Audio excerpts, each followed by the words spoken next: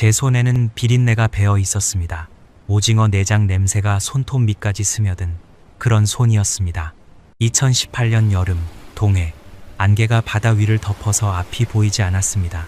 바로 옆에도 보이지 않았습니다. 엔진 소리만 물 위에 떠돌았습니다. 그때 안개 너머에서 소리가 들렸습니다. 처음에는 파도인 줄 알았습니다. 아니었습니다. 거대한 쇳덩어리가 물을 가르는 소리였습니다. 러시아 국경수비대 군함이었습니다. 저는 그날부터 집에 돌아가지 못했습니다. 구치소, 교도소, 러시아 감옥을 떠돌며 22살 청년은 27이 되었습니다. 그리고 4년째 되던 어느 날 북한으로 강제 송환한다는 통보를 받았습니다. 하지만 돌아가면 어떻게 되는지 저는 알고 있었습니다. 가족 모두가 수용소로 끌려갑니다. 살아서는 나올 수 없는 곳, 시간이 없었습니다. 더 이상 숨을 곳이 없었습니다. 그때 한 사람의 목소리가 들려왔습니다. 온몸에 문신이 새겨진 러시아 사람들도 고개를 숙이는 사람, 교도소에서 저를 와시아라 부르던 사람이었습니다. 그가 제게 한마디를 했습니다. 저는 그 한마디를 듣는 순간 바닥에 주저앉았습니다. 아무 소리도 나오지 않았습니다. 한참이 지나서야 눈에서 눈물이 한없이 흘러내렸습니다. 그날 밤 모든 것이 바뀌었습니다. 이 이야기는 실제 탈북 사연을 바탕으로 재구성한 이야기입니다. 좋아요와 구독으로 응원해 주시면 감동적인 탈북 이야기를 들려드리겠습니다. 그리고 어느 지역에서 듣고 계신지 댓글로 알려주시면 반가운 마음으로 인사드리겠습니다. 강제 송환 직전에 마피아의 한마디로 인생이 갈린 이야기 지금 시작합니다. 저는 강준혁입니다. 청진이라는 도시를 아시나요? 함경북도 동해 바닷가에 붙은 도시예요. 제철소가 있고 항구가 있고 수산시장이 있었습니다. 바람이 세고 겨울이 길었어요. 그래도 저한테는 그냥 고향이었습니다. 다른 세상이 있는 줄 몰랐으니까요. 제 아버지는 제철소에서 일하셨습니다. 키가 크고 말이 없는 분이었어요. 퇴근하시면 현관에서 신발을 벗고 손을 씻고 밥상 앞에 조용히 앉으셨습니다. 어머니가 국을 떠주시면 하고 한마디 하시는 게 전부였어요. 저는 그 고맙다는 뜻인 줄 나중에야 알았습니다. 그때는 몰랐어요. 아버지가 계신 것만으로 집이 돌아갔다는 걸요. 배급이 끊겨도 아버지가 어디선가 옥수수를 구해오셨고 연탄이 떨어져도 아버지가 누군가한테 빌려오셨습니다. 저는 어떻게 구하셨는지 한 번도 물어본 적이 없었어요. 아들이란 게 그렇습니다. 있을 때는 당연한 줄 알았어요. 어머니는 집안일을 하시면서 가끔 노래를 부르셨습니다. 무슨 노래였는지 제목은 기억이 안 나요. 멜로디만 남아있어요. 솔직히 그때는 그 노래가 좀 귀찮았습니다. 근데 나중에 러시아 감옥에서 그 멜로디가 갑자기 떠올랐을 때 저는 한참을 멍하니 앉아 있었어요. 청진의 겨울은 영하 20도 밑으로 내려갔습니다. 바닷바람이 뼛속까지 들어오는 추위였어요. 그래도 집에 들어오면 따뜻했습니다. 아버지가 연탄을 갈아 놓으셨으니까요. 방바닥이 등에 닿는 그 온기가 지금 생각하면 제가 마지막으로 안전하다고 느낀 온도였습니다. 우리 집은 넉넉하지 않았지만 굶지는 않았어요. 아버지가 계셨으니까요. 저는 학교에 다녔고 어머니는 장마당에서 이것저것 파셨고 아버지는 제철소에 다니셨습니다. 평범했어요. 그 평범이 얼마나 귀한 건지 잃어보기 전에는 아무도 모릅니다. 아버지가 아프기 시작한 건 제가 17살 때였습니다. 처음에는 기침이었어요. 제철소 분진 때문이라고 하셨습니다. 청진에서 제철소 다니는 사람치고 기침 안 하는 사람이 없었으니까 다들 그러려니 했어요. 그런데 기침이 석 달이 넘도록 멈추지를 않았습니다. 아버지 얼굴이 서서히 달라졌어요. 살이 빠지기 시작하더니 광대뼈가 도드라지고 눈이 움푹 들어갔습니다. 손이 가늘어졌어요. 제철소에서 쇳덩이를 들던 그 손이요. 저는 그 손을 볼 때마다 뭔가 잘못되고 있다는 걸 느꼈는데 입 밖으로 꺼내지 못했습니다. 병원이라는 게 있기는 했어요. 그런데 약이 없었습니다. 북한에서 병원은 건물만 있는 거였어요. 의사가 진찰을 하고 처방전을 써주고 그걸 들고 나오면 끝이었습니다. 약은 장마당에서 사야 했어요. 돈이 있어야 했습니다. 우리한테는 그 돈이 없었어요. 어머니가 장마당에서 버는 돈으로는 약값의 절반도 안 됐습니다. 저는 학교를 빠지고 이것저것 날랐어요. 남의 짐을 들어주고 수레를 끌어주고 그렇게 모은 돈을 어머니한테 드렸습니다. 어머니는 그 돈을 받으시면서 아무 말씀도 안 하셨어요. 고맙다는 말도 미안하다는 말도 없었습니다. 그냥 손을 꼭 쥐셨어요. 그 힘이 이상하게 세더라고요. 아버지는 19달을 앓으셨습니다. 마지막 며칠은 말씀을 거의 못 하셨어요. 숨소리만 방 안에 가득했습니다. 제가 옆에 앉아 있으면 가끔 눈을 뜨셨는데 저를 보시는 건지 천장을 보시는 건지 알 수가 없었어요. 한 번은 아버지가 제 손을 잡으셨습니다. 힘이 거의 없었어요. 그 손이 차가웠습니다. 그게 마지막이었어요. 아버지가 돌아가신 날, 저는 19살이었습니다. 장례를 치르고 집에 돌아왔을 때 방이 조용했어요. 연탄 갈아놓는 소리도 없고 현관에서 신발 벗는 소리도 없었습니다. 어머니는 부엌에 앉아 계셨어요. 울고 계신 건지 그냥 앉아 계신 건지 모르겠더라고요. 등만 보였습니다. 저는 그 등을 보면서 알았어요. 아, 이제 내가 해야 되는구나. 여러분도 혹시 준비도 안 됐는데 갑자기 무언가를 떠맡아야 했던 순간이 있으셨습니까? 그게 제 19살이었습니다. 살아야 했습니다. 어머니를 먹여 살려야 했어요. 가장 먼저 간 곳이 탄광이었습니다. 청진 인근에 탄광이 몇 개 있었어요. 사람을 구한다고 해서 갔습니다. 다른 선택지가 없었어요. 장마당에서 짐이나 날라서는 어머니 약값도 안 나왔거든요. 탄광 안은 어두웠습니다. 들어갈 때 머리에 쓰는 모자가 하나 있었는데 거기 붙은 등 하나가 전부였어요. 그 등 하나로 앞을 보고 곡괭이를 들고 석탄을 쪼갰습니다. 처음에는 팔이 올라가지 않았어요. 곡괭이가 너무 무거웠습니다. 2시간만 하면 손바닥에 물집이 잡혔고 그게 터지면 피가 곡괭이 자루에 묻었어요. 공기가 나빴습니다. 숨을 들이쉬면 가루 같은 게 코 안으로 들어왔어요. 처음 며칠은 밤마다 까만 가래를 뱉었습니다. 아버지의 기침이 떠올랐어요. 아, 아버지도 이랬구나. 매일 이런 공기를 마시고 집에 오셨구나. 저는 그제야 아버지가 왜 말이 없으셨는지 조금 알 것 같았습니다. 말할 힘이 없으셨던 거예요. 탄광에서 하루 일하면 받는 돈으로 옥수수 2-3kg를 살 수 있었습니다. 많은 건 아니었어요. 그래도 어머니한테 가져다 드리면 어머니가 죽을 쑤셨어요. 그 죽을 먹으면서 저는 생각했습니다. 이거 가지고는 안 되겠다. 이 돈으로는 어머니를 제대로 먹일 수도 없고 약을 살 수도 없고 겨울을 날 연탄을 살 수도 없었습니다. 더 큰 돈이 필요했어요. 그렇게 1년을 탄광에서 버텼습니다. 몸은 단단해졌는데 형편은 나아지지 않았어요. 어머니는 점점 마르셨습니다. 저는 뭔가 다른 길을 찾아야 했어요. 그때 누군가 바다 얘기를 했습니다. 청진 쪽에서 돈을 벌 수 있는 일이 딱 하나 있었습니다. 바다였어요.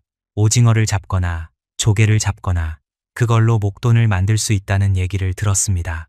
탄광에서 같이 일하던 형이 먼저 바다로 갔어요. 한철 나갔다 와서 그 형이 하는 말이 탄광 1년치를 석 달에 벌었다고 했습니다. 저는 그 말을 듣고 가만히 있을 수가 없었어요. 어선을 구하는 게 쉽지는 않았습니다. 배를 가진 사람한테 붙어서 선원으로 들어가야 했어요. 저는 21살 때 처음으로 배에 올랐습니다. 선장은 태수형이었어요. 저보다 5살 많았고 과묵한 사람이었습니다. 말이 적은 대신 판단이 빨랐어요.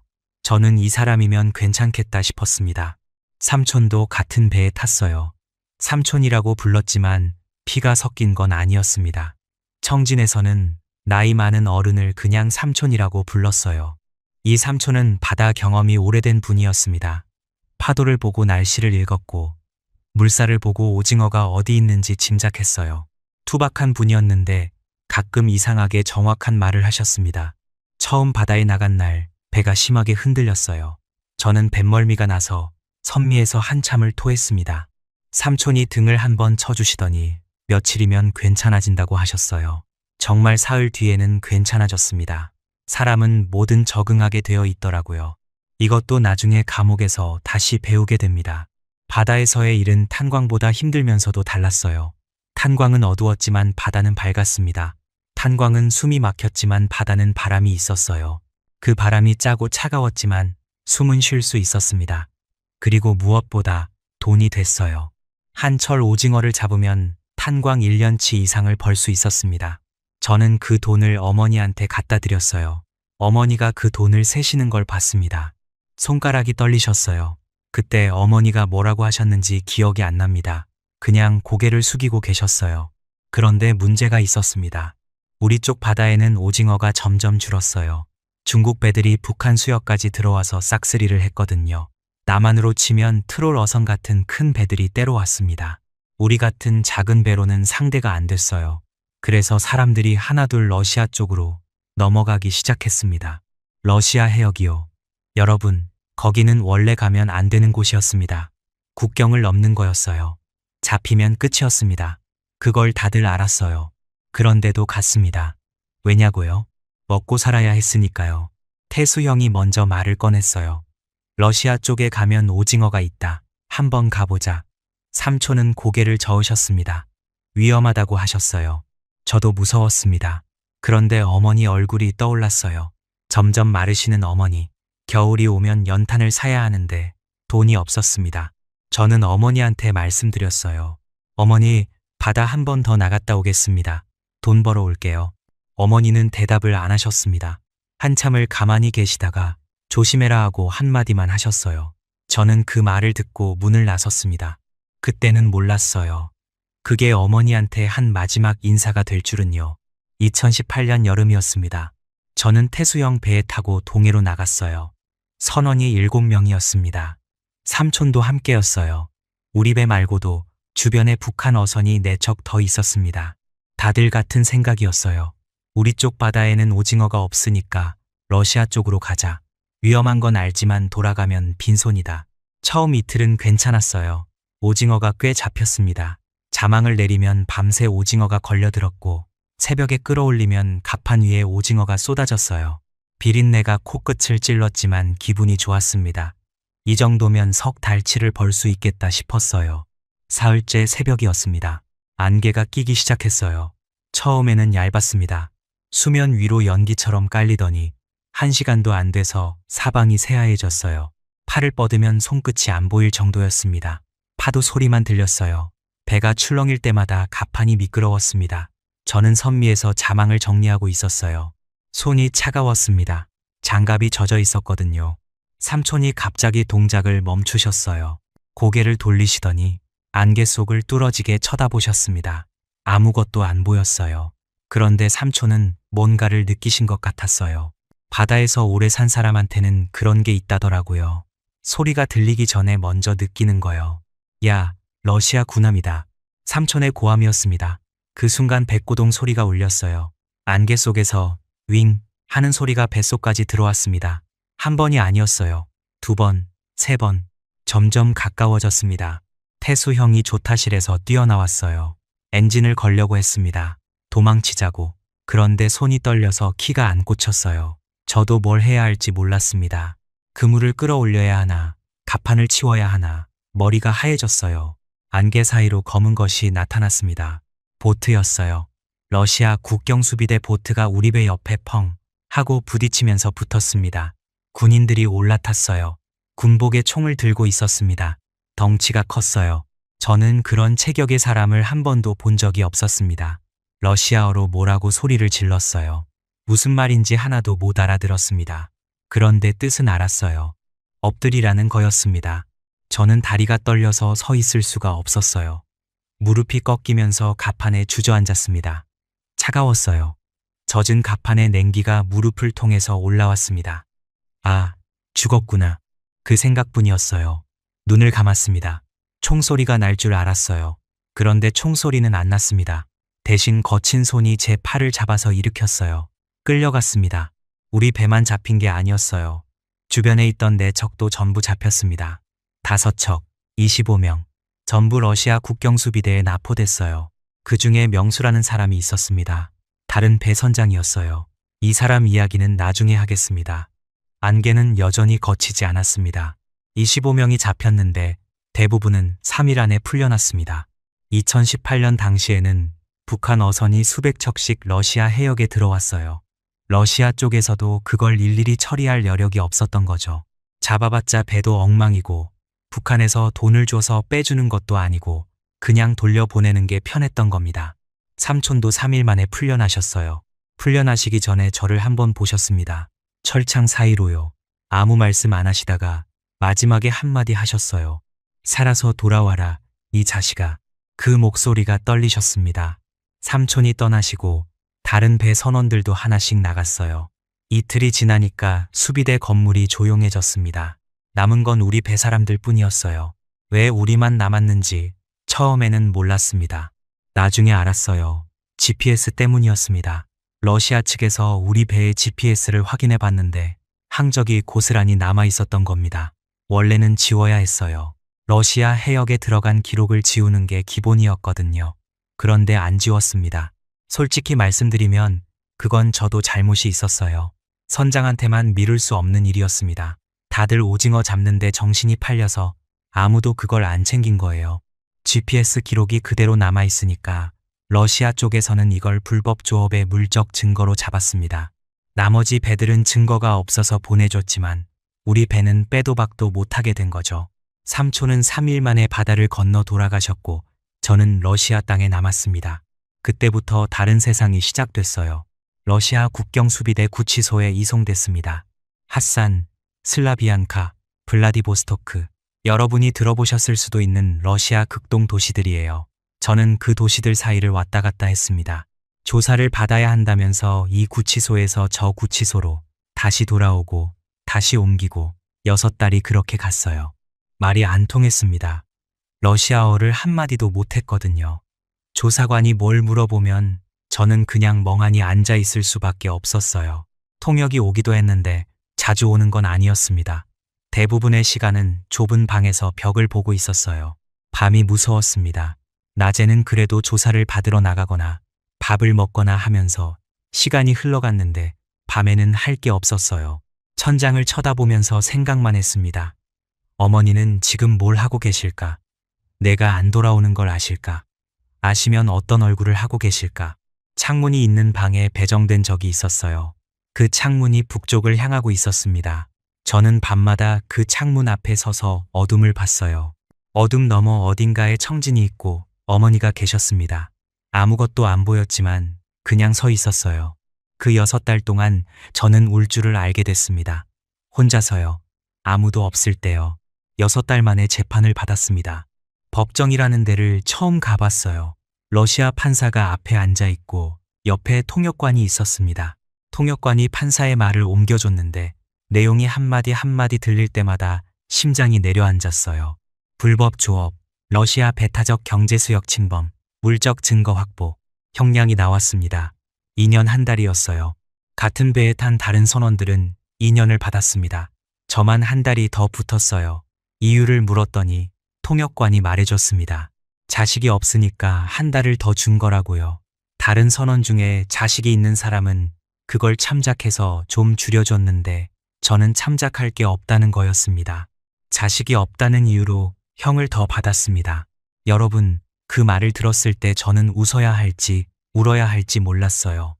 결혼도 안 했는데 자식이 있을 리가 없잖아요. 22살밖에 안 됐는데요. 아버지가 돌아가시고 가장이 되느라 연애 같은 건 생각도 못했어요. 그런데 그게 형량에 들어가다니. 법정을 나서는데 다리에 힘이 없었습니다. 2년 1달, 22살에 시작해서 24살이 넘어야 나온다는 뜻이었어요. 그날 밤, 저는 창문 너머 북쪽을 보면서 한참을 서 있었습니다. 눈이 뜨거워지는 걸 느꼈어요. 그런데 눈물은 안 나왔습니다. 나올 수가 없었어요. 아직은요. 어머니한테 돈 벌어오겠다고 했는데 2년 1달 뒤에나 돌아갈 수 있게 됐습니다. 그것도 돌아갈 수 있으면요. 심장이 무너지는 거 있잖아요. 진짜 가슴 한가운데가 쑥 꺼지는 느낌이요. 그게 그때였습니다. 그래도 살아야 했어요. 어머니가 기다리고 계시니까요. 교도소를 딱 가니까 분위기가 완전히 달랐습니다. 구치소도 무서웠어요. 그런데 구치소는 뭐랄까 그냥 갇혀 있는 거였습니다. 사람들이 조용했어요. 다들 재판 기다리면서 웅크리고 있었거든요. 그런데 교도소는 달랐어요. 문이 열리는 순간부터 공기가 다르다는 걸 느꼈습니다. 복도를 걸어서 방에 들어갔어요. 방이라고 해야 큰 방 하나에 2층 침대가 양쪽으로 쭉 늘어서 있는 구조였습니다. 한 50명은 있었을 거예요. 저는 문 앞에 서서 안을 봤는데 가운데에 사람들이 앉아 있었습니다. 앉아 있는 게 아니었어요. 자리를 잡고 있었습니다. 딱 봐도 달랐어요. 덩치가 크고 팔뚝에 문신이 있고 눈이 날카로웠습니다. 여러분, 영화에서 포스가 딱 나오는 사람들 있잖아요. 그런 사람들이 진짜로 앉아 있었습니다. 러시아 사람들이요. 저는 그 앞에 서는 순간 다리가 다시 부들부들 떨렸어요. 구치소에서 6달을 버텼으니까 이제 좀 괜찮겠지 싶었는데 아니었습니다. 완전히 다른 세계였어요. 가운데 앉은 사람이 입을 열었습니다. 한 명씩 불러서 물어보기 시작하더라고요. 제목이 뭐냐? 여기서 제목이라는 건 남한으로 치면 죄명이에요. 뭘 하다 들어왔느냐? 형을 얼마나 받았느냐? 하나하나 질문을 했습니다. 나중에 알았는데 그 가운데 앉은 사람이 그 방의 총괄이었어요. 러시아 교도소에서는 재소자들끼리 위계가 있었습니다. 그리고 그 위계 꼭대기에 있는 사람들이 밖에서는 마피아와 연결된 사람들이었어요. 경찰도 그 사람한테는 함부로 못했습니다. 교도관도 건드리지 못했어요. 제 차례가 왔습니다. 저는 떨리는 목소리로 말했어요. 러시아어가 아직 서툴렀지만 구치소에서 기본은 배워뒀거든요. 나는 북한 사람이고 바다에서 고기를 잡다가 잡혔다. 2년 1달을 받았다. 그 사람이 저를 빤히 쳐다봤습니다. 몇 초였는지 모르겠어요. 그 몇 초가 한참처럼 길었습니다. 그러더니 옆에 있던 사람한테 러시아어로 뭐라고 했어요. 제가 못 알아듣는 말이었는데 주변에서 웃음이 터졌습니다. 뭐라고 했는지는 나중에 알았어요. 이 꼬마가 고기 잡다 왔대. 그러니까 웃긴 거였던 겁니다. 저를 보고요. 그 순간 저는 죽을 줄 알았는데 살았습니다. 웃음이 터진 뒤로 분위기가 살짝 풀렸어요. 그런데 바로 다음 질문이 왔습니다. 총괄이 물었어요. 너는 여기서 일을 할 거냐, 안 할 거냐? 러시아 교도소에서 일을 한다는 건 교도관 쪽 일을 한다는 뜻이었습니다. 청소를 하거나 교도관이 시키는 자비를 하거나 그러면 교도관한테 잘 보이죠. 그런데 문제가 있었어요. 재소자들 세계에서 교도관 편에 서는 건 배신이었습니다. 그 세계의 법을 어기는 거예요. 그러면 교도관이 안 보는 곳에서 매일 맞아야 했어요. 저는 그걸 먼저 와 있던 러시아 사람한테 들었어요. 구치소에서 교도소로 넘어오기 전에 그 사람이 귀띔을 해줬습니다. 너 교도소 가면 무조건 일을 하지 마. 하겠다고 하면 끝이야. 저는 안 하겠다고 대답했습니다. 총괄이 고개를 끄덕였어요. 좋아. 그러더니 방을 하나 잡아줬습니다. 자리를 배정해 준 거예요. 저는 그제야 숨을 내쉬었습니다. 다리 떨림이 멈추는데 한참이 걸렸어요. 그날 밤 2층 침대 윗칸에 누워서 천장을 봤습니다. 구치소와는 확실히 달랐어요. 구치소에서는 그냥 무서웠는데 여기서는 무서우면서도 뭔가 규칙이 있었습니다. 그 규칙을 알면 살 수 있고 모르면 죽는 거였어요. 알아야 했습니다. 살려면요. 그래서 러시아어를 배우기 시작했어요. 방법은 단순했습니다. 사전 하나를 구했어요. 교도소 안에서도 책은 구할 수 있었거든요. 그 사전을 펴놓고 아침에 30개를 외우고 낮에 러시아 사람들한테 가서 써먹어보고 틀리면 고치고 저녁에 다시 복습했습니다. 매일 그렇게 했어요. 처음 1달은 거의 안 통했습니다. 발음이 안 됐어요. 러시아어는 혀를 굴리는 소리가 많은데 저는 그게 잘 안 됐거든요. 러시아 사람들이 제가 말할 때마다 눈을 찡그렸어요. 그래도 포기를 안 했습니다. 하루에 30개씩이요. 매일매일요. 2달째부터 조금씩 소통이 됐어요. 간단한 대화가 가능해졌습니다. 3달째부터는 농담까지 알아들었어요. 러시아 사람들이 놀라더라고요. 이 녀석이 금방 배우네 하면서요. 그때 이름이 하나 생겼습니다. 러시아 사람들이 준혁을 발음 못했어요. 치, 혁 이러면서 혀가 꼬이더라고요. 그래서 총괄이 하나 지어줬어요. 와시아, 러시아 이름이었습니다. 바실리의 애칭인데 좀 친근하고 귀여운 느낌이 있는 이름이에요. 저한테 그 이름을 붙여준 거였습니다. 그날부터 교도소 안에서 저는 와시아였어요. 이상한 일이었습니다. 북한에서는 이름이 그냥 이름이었어요. 그런데 러시아 교도소에서 받은 이름이 저한테는 일종의 통행증 같은 거였습니다. 와시아라고 불리는 순간 저는 그 안에서 더 이상 완전한 이방인이 아니었어요. 뭐랄까, 문이 하나 열린 느낌이었습니다. 총괄이 가끔 저를 부르더라고요. 와시아, 이리 와봐. 그러면서 체스판 깎는 일을 시켰어요. 나무 토막을 깎아서 체스말을 만드는 거였습니다. 그걸 밖으로 내보내면 돈이 들어왔어요. 그 돈으로 담배를 사고 먹을 걸 사고 핸드폰도 살 수 있고 교도소 안의 경제가 그렇게 돌아갔습니다.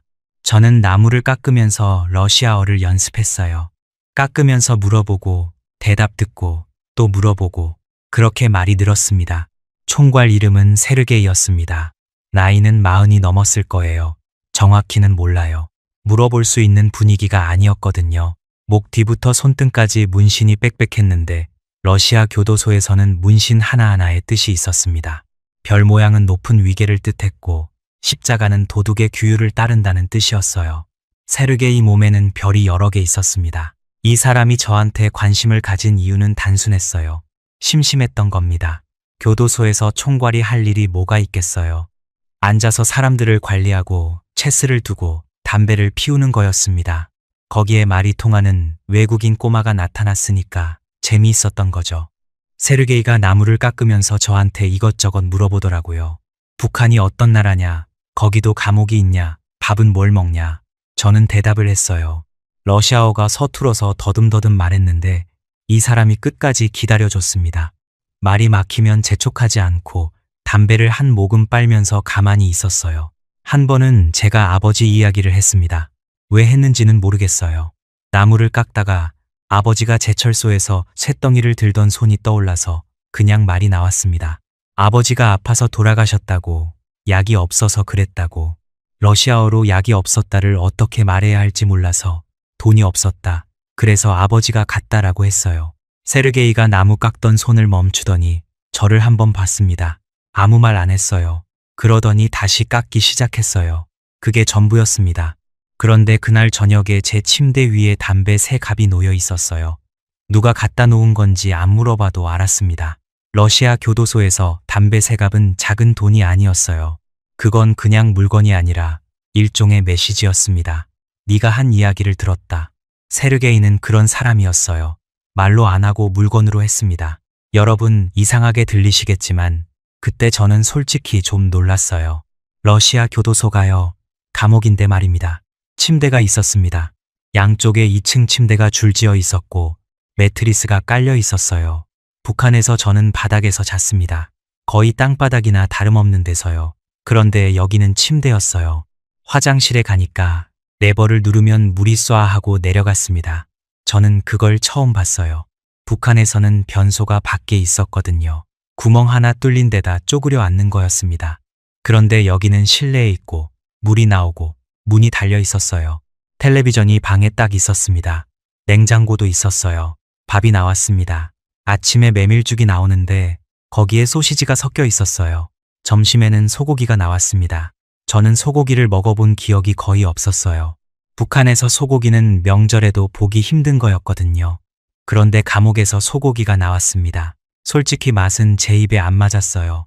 러시아 음식이 좀 느끼하고 짜거든요. 그런데 다른 북한 사람들은 엄청 좋아했더라고요. 고기라는 게 나오니까요. 저는 밥을 먹으면서 생각했어요. 내가 어디 살다가 여기 온 거지? 감옥인데 텔레비전이 있고 침대가 있고 소고기가 나오고 북한에서 일반 가정집보다 여기가 나은 거 아닌가? 그 생각이 드는 순간 웃음이 났어요. 진짜 웃겼습니다. 그런데 조금 있다가 웃음이 멈추더라고요. 왜냐면 그게 웃긴 게 아니었거든요. 감옥이 집보다 낫다는 게 그건 슬픈 거잖아요. 감옥이 저를 자유롭게 했습니다. 그때는 그 말의 뜻을 몰랐어요. 그냥 감옥이 생각보다 살 만하다는 정도로만 생각했습니다. 진짜 뜻은 한참 뒤에 알게 되었습니다. 낮에는 괜찮았어요. 나무를 깎고 러시아어를 배우고 사람들이랑 체스를 두고 교도소 안에서 나름의 일과가 생겼습니다. 총괄이 저를 건드리지 말라고 해놓은 덕에 한 대도 안 맞았어요. 다른 사람들은 맞는 경우가 있었는데 저한테는 아무도 손대지 않았습니다. 와시아라는 이름이 일종의 보호막이었던 거예요. 그런데 밤이 되면 달랐습니다. 2층 침대 윗칸에 누우면 천장이 가까웠어요. 손을 뻗으면 닿을 것 같은 천장. 어둠 속에서 주변 사람들의 숨소리가 들렸습니다. 코 고는 소리, 뒤척이는 소리, 가끔 잠꼬대하는 소리. 러시아어 잠꼬대요. 저는 그 소리들 사이에 누워서 눈을 감아도 잠이 안 왔어요. 어머니 생각이 났습니다. 지금 뭘 하고 계실까? 밥은 드셨을까? 연탄은 있을까? 아들이 러시아 감옥에 있다는 걸 아실까? 아시면 어떤 얼굴을 하고 계실까? 모르시는 게 나을까? 창문이 있으면 그 앞에 가서 섰어요. 교도소 창문은 작았지만 거기 서서 북쪽을 보면 아무것도 안 보였습니다. 그냥 어둠이요. 그래도 그 어둠 너머 어딘가에 어머니가 계신다는 것만으로 저는 거기 서 있었어요. 가끔 울었습니다. 소리 안 내고요. 눈물만 흘렸어요. 닫고 나면 아무 일도 없었던 것처럼 침대로 돌아갔습니다. 낮에 와시아는 괜찮았어요. 밤에 준혁은 괜찮지 않았습니다. 그렇게 교도소에서 1년 넘게 지났을 때 세상이 바뀌었습니다. 2020년이었어요. 코로나라는 게 터졌습니다. 처음에는 교도소 안에서 잘 몰랐어요. 텔레비전에서 뉴스가 나오긴 했는데 러시아 뉴스니까 자세한 내용은 다 알아듣지 못했습니다. 그런데 분위기가 이상해지기 시작했어요. 면회가 중단되고 교도관들이 마스크를 쓰기 시작하고 외부에서 물건이 잘 안 들어왔습니다. 그러다가 소식을 들었어요. 북한이 국경을 완전히 봉쇄했다는 거였습니다. 완전히요. 아무도 못 들어가고 아무도 못 나오고 중국 쪽도 러시아 쪽도 전부 막았다고 했어요. 저는 그 소식을 듣고 한참을 가만히 있었습니다. 무슨 뜻인지 바로 알았거든요. 형기가 끝나도 돌아갈 수가 없다는 뜻이었어요. 교도소에 있을 때는 그래도 버틸 수 있었습니다. 왜냐면 끝이 보였거든요. 2년 한 달. 그게 끝나면 나가는 거였어요. 나가서 북한으로 돌아가는 거였습니다. 어머니한테 가는 거였어요. 그 끝이 있으니까 견딜 수 있었습니다. 그런데 그 끝이 사라졌어요. 형기가 끝나도 갈 곳이 없었습니다. 북한은 문을 닫았고 러시아에서는 외국인을 풀어줄 이유가 없었어요. 언제 끝날지도 모르는 거였습니다. 코로나가 언제 끝나는지, 북한이 언제 문을 여는지 아무도 몰랐습니다. 기한이 있는 감옥에서 기한이 없는 감옥으로 저는 그렇게 넘어갔습니다. 형기가 끝나갈 무렵이었습니다. 출소가 일주일 앞으로 다가왔을 때 세르게이가 저를 불렀어요. 나무 깎는 방이었습니다. 저는 거기서 2년 넘게 나무를 깎았어요. 체스말 수백 개를 만들었습니다. 손에 나무 냄새가 배어서 씻어도 안 빠질 정도였어요. 세르게이가 의자에 앉아서 담배를 피우고 있었습니다. 제가 들어가니까 맞은편 의자를 턱으로 가리켰어요. 앉으라는 뜻이었습니다. 와시아, 나가면 어떻게 할 거냐? 모르겠습니다. 북한이 문을 닫았으니까요. 세르게이가 담배 연기를 길게 내뱉었어요. 연기가 천장 쪽으로 올라가면서 퍼졌습니다. 문신 위로 연기가 흘렀어요. 별 모양 문신 위에 연기가 걸렸다가 사라지는 게 보였습니다. 그래, 그게 전부였어요. 더 묻지 않았습니다. 저는 일어나려고 했어요. 그때 세르게이가 주머니에서 뭔가를 꺼냈습니다. 종이 쪽지였어요. 작은 종이에 숫자가 적혀 있었습니다. 전화번호였어요. 무슨 일 생기면 전화해라. 저한테 내밀었습니다. 저는 그 쪽지를 받았어요. 종이가 얇았습니다. 펜으로 꾹꾹 눌러서 쓴 숫자였어요. 잉크가 번져 있었습니다. 솔직히 그때는 별 생각이 없었어요. 나가봤자 갈 곳도 없는데 전화번호가 무슨 소용이겠어요. 그냥 받아서 주머니에 넣었습니다. 고맙다고 했어요. 세르게이가 고개를 한번 끄덕이고 다시 담배를 피웠습니다. 출소하는 날 세르게이는 배웅을 안 했어요. 그 사람이 그런 사람이었습니다. 교도소 문을 나서면서 저는 한번 뒤를 돌아봤습니다. 아무도 없었어요. 복도가 비어 있었습니다. 와시아라는 이름을 불러주던 곳을 저는 그렇게 떠났습니다. 교도소에서 출소하면 외국인은 본국으로 돌아가는 게 원칙이었습니다. 그런데 저는 돌아갈 수가 없었어요. 북한이 문을 닫았으니까요. 그래서 러시아 정부가 저를 보낸 곳이 외국인 구금센터였습니다. 본국 송환을 기다리는 외국인들을 모아놓는 곳이에요. 감옥은 아니었습니다. 법적으로는요. 그런데 나갈 수 없었으니까 감옥이나 다름없었어요. 구금센터에 도착한 첫날 저는 알았습니다. 여기가 교도소보다 못하다는 걸요. 교도소에는 2층 침대가 있었고 텔레비전이 있었고 운동할 공간이 있었어요. 탁구도 칠 수 있었고 밖에 나가서 바람도 쐴 수 있었습니다. 음식도 소고기가 나왔어요. 구금센터에는 그런 게 없었습니다. 좁은 방에 사람들이 빽빽하게 들어차 있었고 할 일이 아무것도 없었어요. 음식도 형편없었습니다. 그리고 돈이 한 푼도 없었어요. 교도소에서 출소할 때 러시아 정부가 교통비 명목으로 1,000루블을 줬습니다. 우리 돈으로 17,000원 정도요. 그거라도 있으면 담배를 사거나 뭔가를 할 수 있었을 텐데 그 돈마저 북한 영사관에서 가져갔어요. 영사관 사람이 왔습니다. 구금센터로요. 뭔가 도와주러 온 줄 알았어요. 그런데 아니었습니다. 1000루블 중에서 500루블을 떼어갔어요. 수수료라면서요. 수수료가 뭔지도 모르겠는데 내 돈 절반을 가져간 거였습니다. 저한테 남은 건 500루블이었어요. 우리 돈으로 8,000원 정도. 그게 제 전 재산이었습니다. 담배가 피고 싶었어요. 교도소에서는 담배가 돌았거든요. 체스판 깎아서 번 돈으로 사기도 했고 세르게이가 나눠주기도 했어요. 그런데 여기서는 그런 게 없었습니다. 돈도 없고 아는 사람도 없고 저는 다른 사람이 피우다 버린 담배 꽁초를 주워서 피웠어요. 바닥에 떨어진 꽁초를 집어서 남은 부분에 불을 붙이고 한 모금 빨았습니다. 연기가 폐로 들어올 때 그게 참 비참했어요. 여러분, 교도소가 그리울 줄은 몰랐습니다. 진짜 아니라니까요. 감옥이 그리운 사람이 어딨어요. 그런데 그리웠어요. 거기에는 와시아라고 불러주는 사람이 있었고 나무를 깎는 일이 있었고 소고기가 나왔거든요. 여기에는 아무것도 없었습니다. 주머니를 뒤졌어요. 출소할 때 가지고 나온 게 별로 없었습니다. 500루블짜리 지폐, 옷 몇 벌, 그리고 종이 쪽지 하나. 세르게이가 줬던 전화번호요. 구겨진 채로 주머니 바닥에 있었어요. 꺼내서 한번 봤습니다.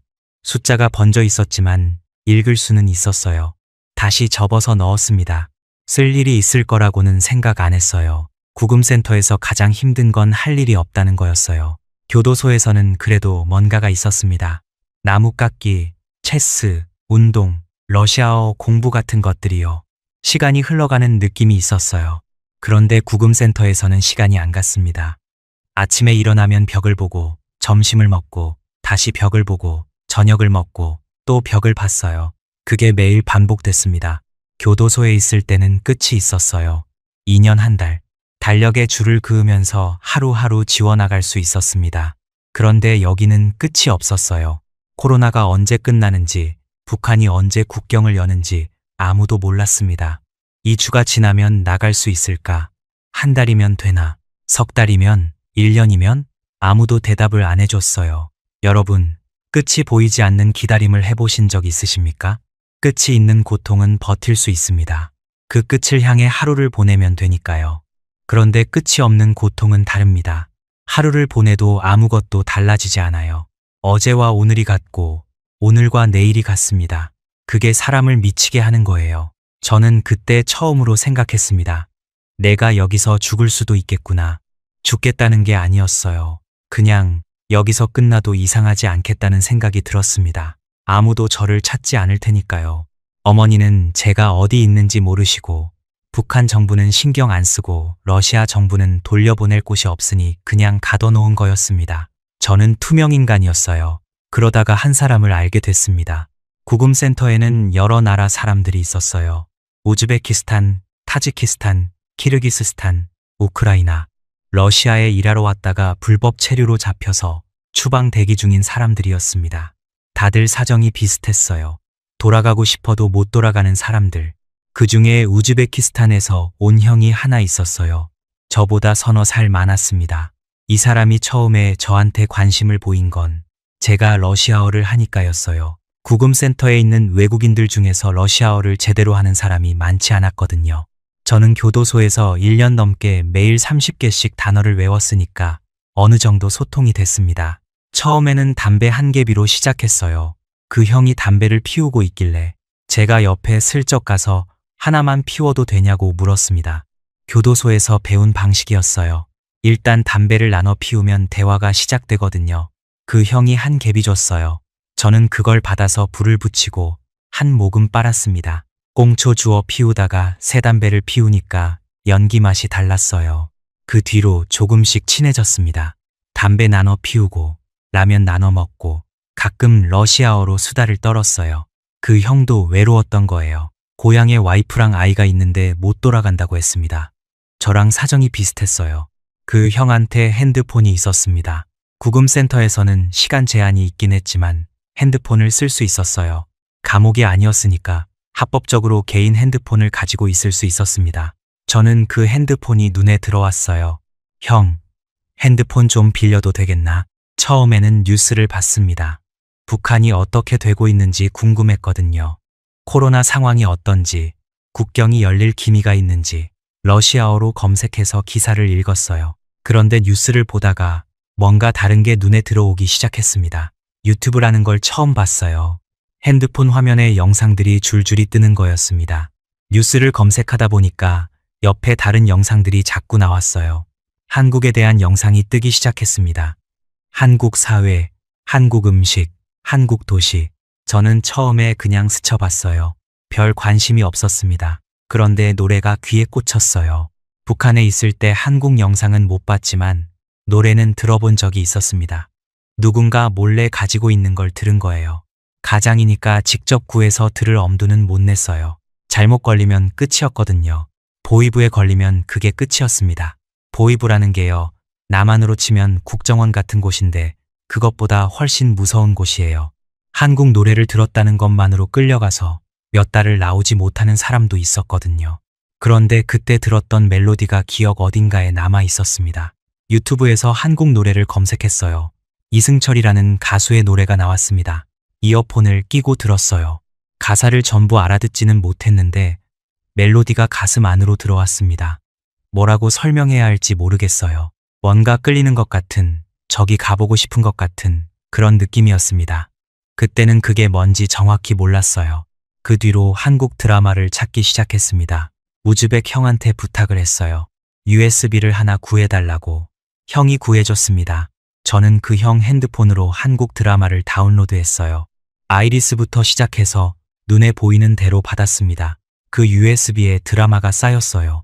저녁에 방에서 틀었습니다. 핸드폰 하나를 가운데 놓고 같은 방 사람들이 둘러앉아서 봤어요. 우즈벡 사람, 타지크 사람, 키르기스 사람, 한국어를 모르는 사람들이었는데 자막도 없이 그냥 봤습니다. 화면 속 서울거리가 반짝거렸어요. 깨끗한 도로, 높은 건물, 예쁜 옷을 입은 사람들. 그 사람들이 화면을 보면서 감탄을 했습니다. 저한테 이거 진짜냐고 물었어요. 저도 몰랐습니다. 진짜인지 아닌지요. 드라마니까 연출이겠지 하고 넘어갔어요. 그때까지만 해도 저는 그냥 심심해서 본 거였습니다. 그런데 그 USB가 제 인생을 바꿀 줄은 정말 몰랐어요. 며칠 뒤 저녁이었습니다. 평소처럼 핸드폰에 USB를 꽂고 드라마를 틀어놓고 있었어요. 같은 방 사람 서너시 둘러앉아서 보고 있었습니다. 화면에서 서울 거리가 나오고 있었어요. 저는 매트리스에 기대 앉아서 반쯤 졸고 있었습니다. 복도에서 발소리가 들렸어요. 처음에는 대수롭지 않게 넘겼습니다.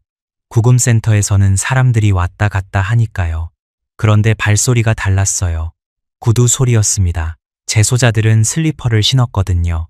구두 소리는 교도관이었습니다. 저는 벌떡 일어났어요. USB를 빼야 했습니다. 핸드폰은 합법이었지만 USB에 한국 드라마가 가득 들어 있었어요. 그게 발견되면 같은 방에 있는 북한 사람들한테까지 소문이 퍼지는 거였습니다. 한국 드라마를 조직적으로 유포했다? 북한 기준으로는 중범죄예요. 핸드폰에서 USB를 뽑았어요. 손이 떨렸습니다. USB가 작았거든요. 손가락 한마디만 한 게 미끄러져서 한 번 놓칠 뻔했어요. 간신히 잡았습니다. 어디에 숨기지? 매트리스 및 교도관이 들추면 끝이에요. 주머니, 몸수색하면 끝이에요. 발소리가 점점 가까워졌습니다. 세 발자국, 두 발자국. 저는 USB를 입에 넣었어요. 혀 밑에 넣었습니다. 금속 맛이 났어요. 차갑고 딱딱한 게 혀 밑에 걸렸습니다. 침을 삼키면 목으로 넘어갈 것 같아서 삼키지도 못했어요. 입을 다물고 자연스럽게 앉아 있으려고 했습니다. 문이 열렸어요. 교도관이 머리를 들이밀었습니다. 방 안을 한번 쭉 둘러봤어요. 핸드폰을 보고 있던 사람들이 자연스럽게 화면을 끄거나 옆으로 치웠습니다. 저는 빈손으로 가만히 앉아 있었어요. 입을 꾹 다물고요. 말을 걸면 안 됐습니다. 입을 열면 USB가 보일 수 있었으니까요. 교도관이 저쪽 침대 근처를 잠깐 보더니 고개를 돌렸습니다. 제 쪽을 봤어요. 눈이 마주쳤습니다. 2초, 3초. 저는 숨을 안 쉬었어요. 표정을 유지하는데 온 힘을 쏟았습니다. 교도관이 문을 닫고 나갔어요. 발소리가 멀어졌습니다. 점점 작아지다가 안 들렸어요. 저는 그제야 USB를 입에서 꺼냈습니다. 침이 묻어 있었어요. 손으로 닦았습니다. 손이 부들부들 떨리고 있었어요. 옆에 있던 우즈벡 형이 저를 보더니 작은 소리로 웃었습니다. 저도 웃었어요. 웃기긴 한데 웃으면서도 등에 식은땀이 흐르고 있었습니다. 그날 밤 USB를 어디에 숨길지 한참을 고민했어요. 결국 양말 속에 넣어서 빨래 더미 안에 밀어 넣었습니다. 가장 안전한 곳이 가장 더러운 곳이더라고요. 이것도 교도소에서 배운 거였어요. 드라마를 보다가 다른 영상을 발견했습니다. 탈북민들이 나와서 이야기하는 프로그램이었어요. 남한으로 치면 토크쇼 같은 거였습니다. 처음에 봤을 때 저는 코웃음을 쳤어요. 이건 분명히 연출이다. 남한 정부가 선전하려고 시킨 거다. 탈북민이라는 사람들이 나와서 북한 욕을 하는데 쟤네는 돈 받고 하는 거다. 짜고 치는 거다. 저는 그때까지 북한에 대한 충성심이 남아 있었어요. 러시아 감옥에서 2년 넘게 살았는데도요. 이상하게 들리실 수 있지만 충성심이라는 건 그렇게 쉽게 안 사라지더라고요. 어려서부터 배운 거니까요. 그런데 한 편, 두 편, 세 편을 보다 보니까 뭔가 이상했습니다. 그 사람들이 하는 얘기 중에 북한 사람이 아니면 모를 게 있었어요. 장마당에서 장사하는 방법이라든가, 생활총화에서 자아 비판하는 방식이라든가, 인민반에서 벌어지는 일이라든가, 그런 건 북한에서 살아본 사람만 아는 거거든요. 연출로 만들 수 있는 게 아니었습니다. 그리고 말투가 있었어요. 북한 사람 특유의 억양. 그건 흉내낼 수 없는 거예요. 가끔 나오는 단어도 그랬어요. 왕두사리 같은 단어가 나왔을 때 저는 화면을 멈추고 한참을 봤습니다. 왕두사리라는 건 옥수수 껍질을 모아서 쪄먹는 건데 배급이 끊겼을 때 그걸로 버텼거든요. 남한 사람은 이 단어를 모릅니다. 이건 진짜 북한 사람이다. 가짜라고 생각하고 싶었어요. 가짜여야 편하니까요. 가짜면 내가 알던 세상이 그대로 있는 거잖아요. 그런데 5편, 6편을 넘어가니까 더 이상 가짜라고 할 수 없었습니다. 그리고 거기 나오는 사람들 중에 분명히 제가 직간접적으로 아는 동네 사람이 있었어요.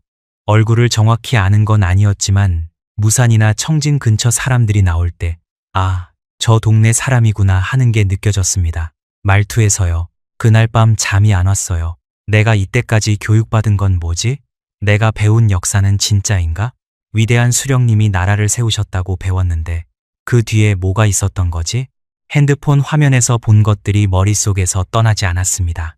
화면 속에서 탈북민들이 웃으면서 이야기하고 있었어요. 북한에서 겪은 일들을요. 웃으면서요. 그 사람들이 거짓말을 하는 거라면 왜 저렇게 편해 보이는 거지? 저는 침대에 누워서 천장을 봤어요. 교도소에서도 이 천장을 봤고 구치소에서도 이 천장을 봤습니다. 그런데 그날은 천장이 다르게 보였어요. 같은 천장인데 제가 달라진 거였습니다. 가만히 세워봤습니다. 바다에서 잡힌 게 2018년 여름이었어요. 구치소에서 6달, 교도소에서 2년 1달, 그리고 지금 이 구금센터 3년이 넘었습니다. 22살에 잡혀서 25이 됐어요. 20대의 한가운데를 철창 안에서 보내고 있었습니다. 그 3년 동안 저를 위해 뭔가를 해준 사람이 누가 있었는지 떠올려 봤어요. 삼촌은 3일 만에 풀려나시면서 살아서 돌아와라 하셨고, 태수 형은 묵묵히 옆에 있어줬고, 세르게이는 담배를 놓고 갔습니다. 그게 전부였어요. 나머지 세상은 저한테 관심이 없었습니다. 어머니만 기다리고 계실 거예요. 기다리고 계시다면요. 나는 지금 어디쯤 와 있는 걸까? 어디로 가고 있는 걸까? 그 질문에 대답을 못했어요. 아직은요. 그 다음부터 궁금해지는 것들을 멈출 수가 없었습니다. 우즈벡 형한테 핸드폰을 빌려서 짬짬이 검색을 했어요. 한국전쟁, 김일성, 김정일. 우리가 교육받은 것과 다른 이야기들이 쏟아져 나왔습니다.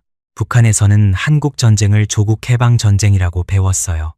남조선 괴뢰들이 먼저 쳐들어왔고 위대한 수령님이 나라를 지켜내셨다고요. 그게 전부였습니다. 그런데 검색을 해보니까 이야기가 달랐어요. 완전히 달랐습니다. 저는 화면을 보면서 심장이 떨리는 걸 느꼈어요. 손가락이 떨려서 검색어를 제대로 못 칠 정도였습니다. 무서웠어요. 이 정보를 아는 것 자체가 무서웠습니다. 왜냐하면 만약에 북한으로 돌아간다고 생각해 보세요. 돌아가서 보위부 조사를 받잖아요. 러시아에서 뭘 했냐, 뭘 봤냐, 누구를 만났냐. 그때 제가 이런 걸 검색했다는 게 밝혀지면요. 아니, 밝혀지지 않아도 제 눈빛이 달라진 걸 들키면요. 북한이 어떤 데인지 여러분도 아시잖아요. 내가 알고 있는 것 자체가 죄가 되는 나라, 그게 북한이었습니다. 그런데 멈출 수가 없었어요. 한번 알기 시작하니까 궁금한 게 끝이 없었습니다. 김정일의 생활, 간부들의 특권, 정치범 수용소. 하나를 알면 둘이 궁금해지고 둘을 알면 셋이 궁금해졌어요. 저는 매일 핸드폰을 빌려서 조금씩 세상을 들여다봤습니다. 솔직히 말씀드리면 그때 저는 무서웠어요. 진실이 무서웠습니다. 진실을 모르면 편합니다. 교육받은 대로 믿고 시키는 대로 하고 그렇게 살면 되거든요. 그런데 진실을 알아버리면 돌아갈 수가 없어요. 모르던 때로 돌아갈 수가 없습니다. 눈을 떴는데 다시 감을 수가 없는 거예요. 내가 살아온 삶은 뭐지? 내가 교육받은 건 뭐지? 그 질문이 매일 밤 머릿속에서 맴돌았습니다. 그 무렵에 이상한 일이 하나 있었어요. 핸드폰을 빌려서 이것저것 보다가 노래방 같은 프로그램을 하나 발견했습니다. 핸드폰으로 노래를 부르면 다른 사람들이 점수를 매겨주고 채팅도 할 수 있는 그런 프로그램이었어요. 저는 심심했으니까 한번 들어가 봤습니다. 거기에 공동 채팅방 같은 게 있었어요. 여러 나라 사람들이 모여있는 방이었습니다. 그 방에 들어갔는데 프로필 사진 중에 한 여자가 눈에 들어왔어요. 한국 사람인가 싶었습니다. 궁금했어요. 장난 좀 쳐보자는 심정으로 문자를 보냈습니다. 안녕하세요. 그랬더니 답장이 왔어요. 안녕하세요. 여기는 베트남 사람 채널이에요. 한국 분이시면 다른 방으로 가세요. 한국어로 답장이 온 거였습니다. 저는 공동방에서 나와서 개인 채팅으로 넘어갔어요. 어떻게 지내세요? 이런 얘기를 보냈습니다. 원래 이런 문자를 보내면 대부분 무시하잖아요. 그런데 그 사람이 답장을 해줬어요. 베트남 방에 한국어로 글을 쓰니까 신기했던 모양이에요. 다음 날도 문자를 보냈습니다. 그 다음 날도요. 통성명을 했어요. 저는 한국 사람이다 라고만 했습니다. 북한이라고는 못했어요. 그 사람과 문자를 주고받는 게 그때 저한테는 큰 위로였습니다. 구금센터에서 아무도 저한테 관심이 없었어요. 한국어로 대화를 할 수 있는 사람은 같은 방 북한 사람들 뿐이었는데 그 사람들한테 제 속마음을 꺼낼 수는 없었거든요. 그런데 화면 속에 이 사람은 제 얘기를 들어줬습니다. 세상에 저를 아는 사람이 한 명 더 생긴 것 같았어요. 그게 작은 거지만 그때는 전부였습니다. 세 번째 감옥이었습니다. 구치소에서는 무서웠어요. 말이 안 통하는 나라에서 갇혀 있으니까 그냥 무서웠습니다. 교도소에서는 적응했어요. 와시아라는 이름을 얻었고 러시아어를 배웠고 나름대로 살았습니다. 그런데 구금센터에서는 달랐어요. 무섭지도 않고 적응할 것도 없는데 그게 더 힘들었습니다. 아무것도 없다는 게 가장 힘든 거더라고요. 그때까지 저는 돌아가려고만 생각했어요. 어머니한테 돌아가는 거요. 형기가 끝나면 돌아간다. 코로나가 끝나면 돌아간다. 국경이 열리면 돌아간다. 그게 유일한 목표였습니다. 그런데 핸드폰 화면에서 본 것들이 그 목표를 흔들기 시작했어요. 돌아가서 어떻게 하지? 내가 본 것들을 숨기고 살 수 있을까? 눈을 떠버린 사람이 다시 눈을 감고 살 수 있을까? 그 질문 앞에서 저는 아직 답을 찾지 못했습니다. 어느 날 저녁이었습니다. 앞에서 잠깐 말씀드렸던 명수, 기억하시나요? 다른 배 선장이었던 사람이요. 그 배도 우리처럼 GPS 기록이 남아서 같이 걸린 거였습니다. 저보다 10살쯤 많았고 북한에 아내와 아이가 있는 사람이었어요. 같은 교도소에서 형을 살았고 같은 구금센터로 옮겨진 사람이었습니다. 저랑 사정이 비슷했어요. 비슷하다고 생각했습니다. 그 명수가 갑자기 저를 불렀어요. 태수 형도 함께였습니다. 조용히요. 방 밖으로 나오라고 하더니 구석으로 데려갔어요. 쭈그리고 앉았습니다. 준혁아, 너 여기서 나가고 싶지 않냐? 뜬금없는 소리였어요. 여기서 나가고 싶지 않은 사람이 어디 있겠습니까? 그런데 나가는 방법이 없잖아요. 북한은 문을 닫았고 러시아는 풀어줄 생각이 없었으니까. 어떻게 나가는데요? 명수가 목소리를 더 낮췄어요. 대한민국 영사관에 연락하는 거야. 귀순 의사를 밝히는 거지. 저는 그 말을 듣고 벌떡 일어났습니다. 형, 무슨 소리 하는 겁니까? 미친 거 아닙니까? 심장이 갑자기 빨라졌어요. 대한민국이라고요? 귀순이라고요? 그건 배신이었습니다. 반역이었어요. 북한에서 그건 죽을 죄였습니다. 가족까지 연좌제로 끌려가는 거였어요. 나 안 합니다. 형들끼리 알아서 하세요. 저는 돌아서서 방으로 갔어요. 그런데 명수가 따라와서 팔을 잡았습니다. 야, 잠깐만. 너 잘 생각해봐. 뭘 생각해요? 너 여기서 매일 밤잠도 못 자고 있잖아. 돌아가면 어떻게 될 것 같아? USB에 한국 드라마 다운로드 받은 거. 그거 네가 주도한 거잖아. 저는 말이 막혔어요. 북한 가면 쟤네들이 안 말할 것 같아. 같이 볼 때는 입 다물고 있을 거야. 그런데 보이부 앞에 서면 달라져. 너도 북한을 알잖아. 알았습니다. 명수가 하는 말이 맞았어요. USB에 한국 드라마를 다운로드 받은 건 제가 주도한 거였습니다.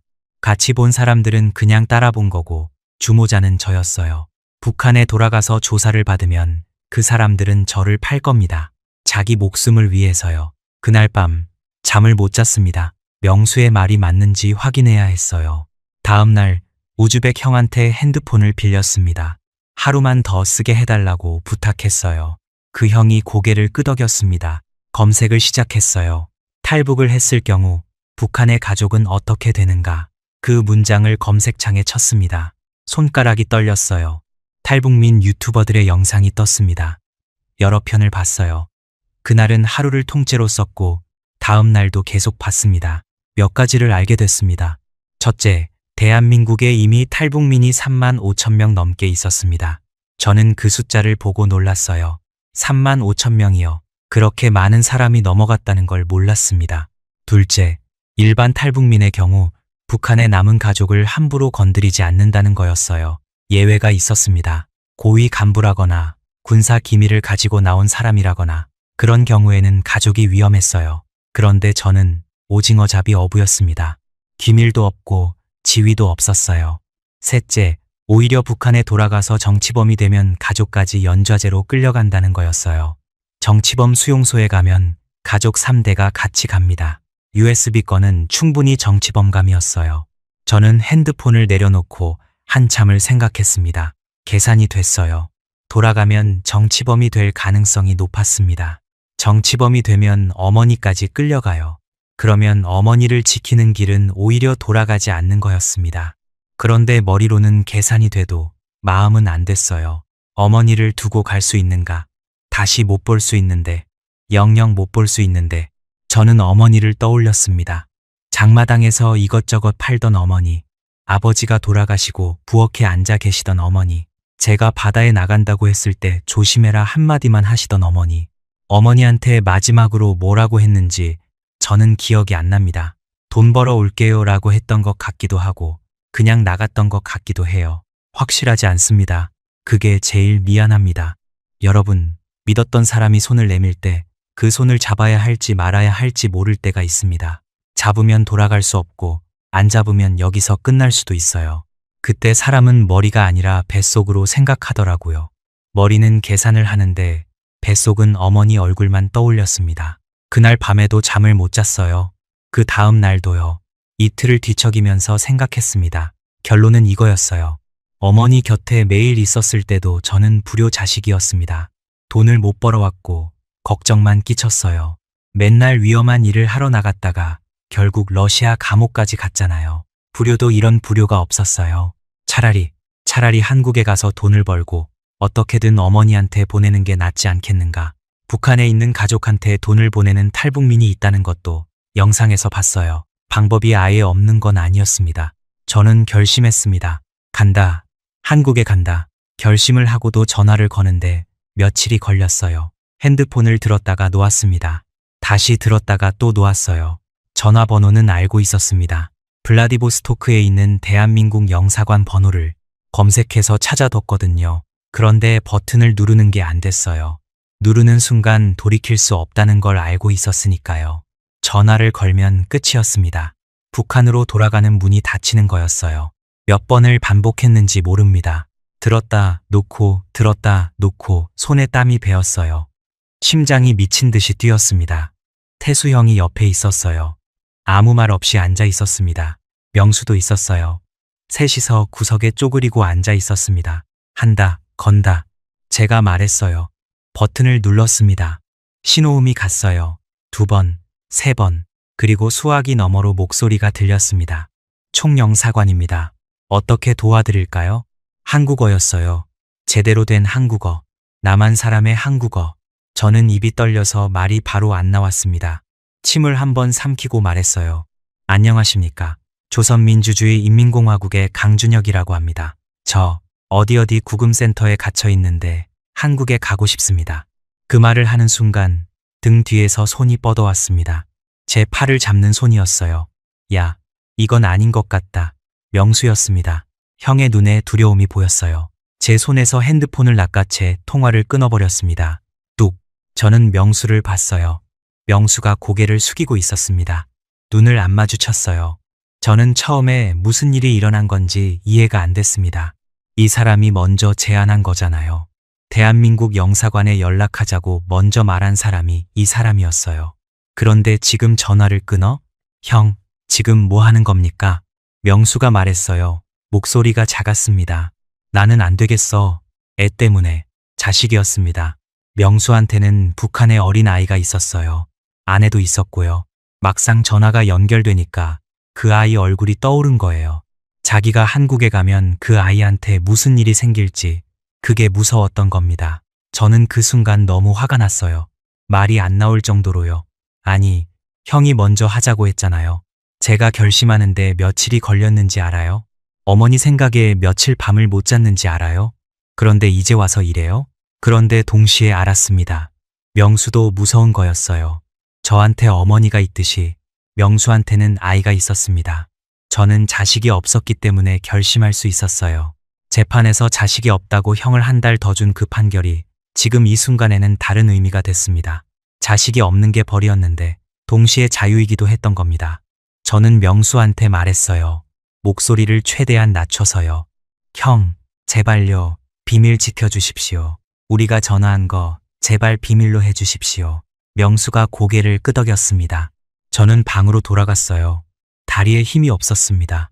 침대에 앉았는데 한참 동안 아무 생각이 안 났어요. 머리가 하얘졌습니다.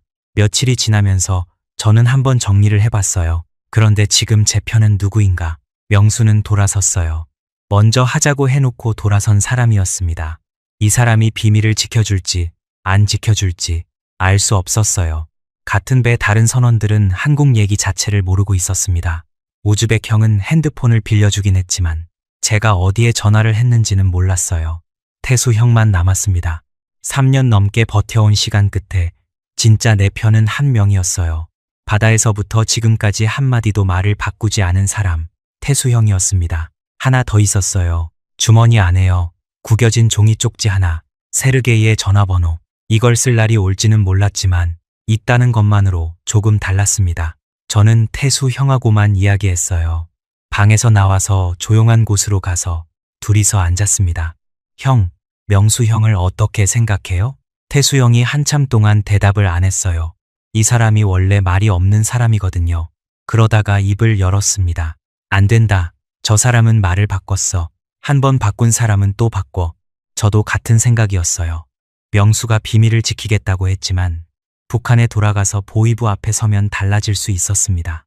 자기 목숨을 위해서 우리 이야기를 할 수 있었어요. 같은 배도 아니고 감옥에서 만난 사이였으니까 의리가 얼마나 갈지 모르는 거였습니다. 형, 우리 둘만 하자. 태수 형이 고개를 끄덕였어요. 이번에는 달랐습니다. 떨리지 않은 건 아니었어요. 여전히 심장이 빨리 뛰었습니다. 그런데 한 번 해봤으니까 두 번째는 조금 나았어요. 아주 조금요. 핸드폰을 들었습니다. 번호를 눌렀어요. 신호음, 그리고 목소리. 총 영사관입니다. 저번에 연락드렸던 어디에 있는 강준혁입니다. 한국으로 갈 수 있게 도와주십시오. 이번에는 아무도 끊지 않았습니다. 영사관 직원이 제 이야기를 들었어요. 어떻게 러시아에 오게 됐는지, 지금 어떤 상황인지, 왜 한국에 가고 싶은지 다 말했습니다. 영사관 쪽에서 대답이 왔어요. 우리가 직접적으로 도와줄 수는 없습니다. 다만 유엔 난민기구 산하의 변호사를 선임해서 법적 절차를 밟아 난민 신청을 해드리겠습니다. 난민 신청이요. 저는 그 단어를 처음 들었습니다.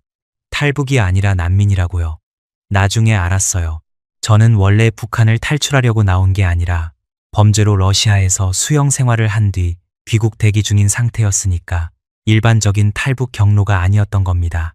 법적으로는 난민 또는 망명 신청으로 가야 했어요. 복잡했습니다. 그런데 길이 있었어요. 그게 중요했습니다. 전화를 끊고 태수 형을 봤어요. 형이 아무 말 없이 고개를 한번 끄덕였습니다. 그 사람이 말이 없는 건 알고 있었지만 그날은 그 끄덕임 하나가 100마디보다 무거웠어요. 이제 돌이킬 수 없었습니다. 여러분, 전화 한 통이 인생을 바꾸는 경우가 있습니다. 좋은 소식이든 나쁜 소식이든 수화기를 들기 전과 내려놓은 뒤가 완전히 다른 사람이 되는 그런 전화요.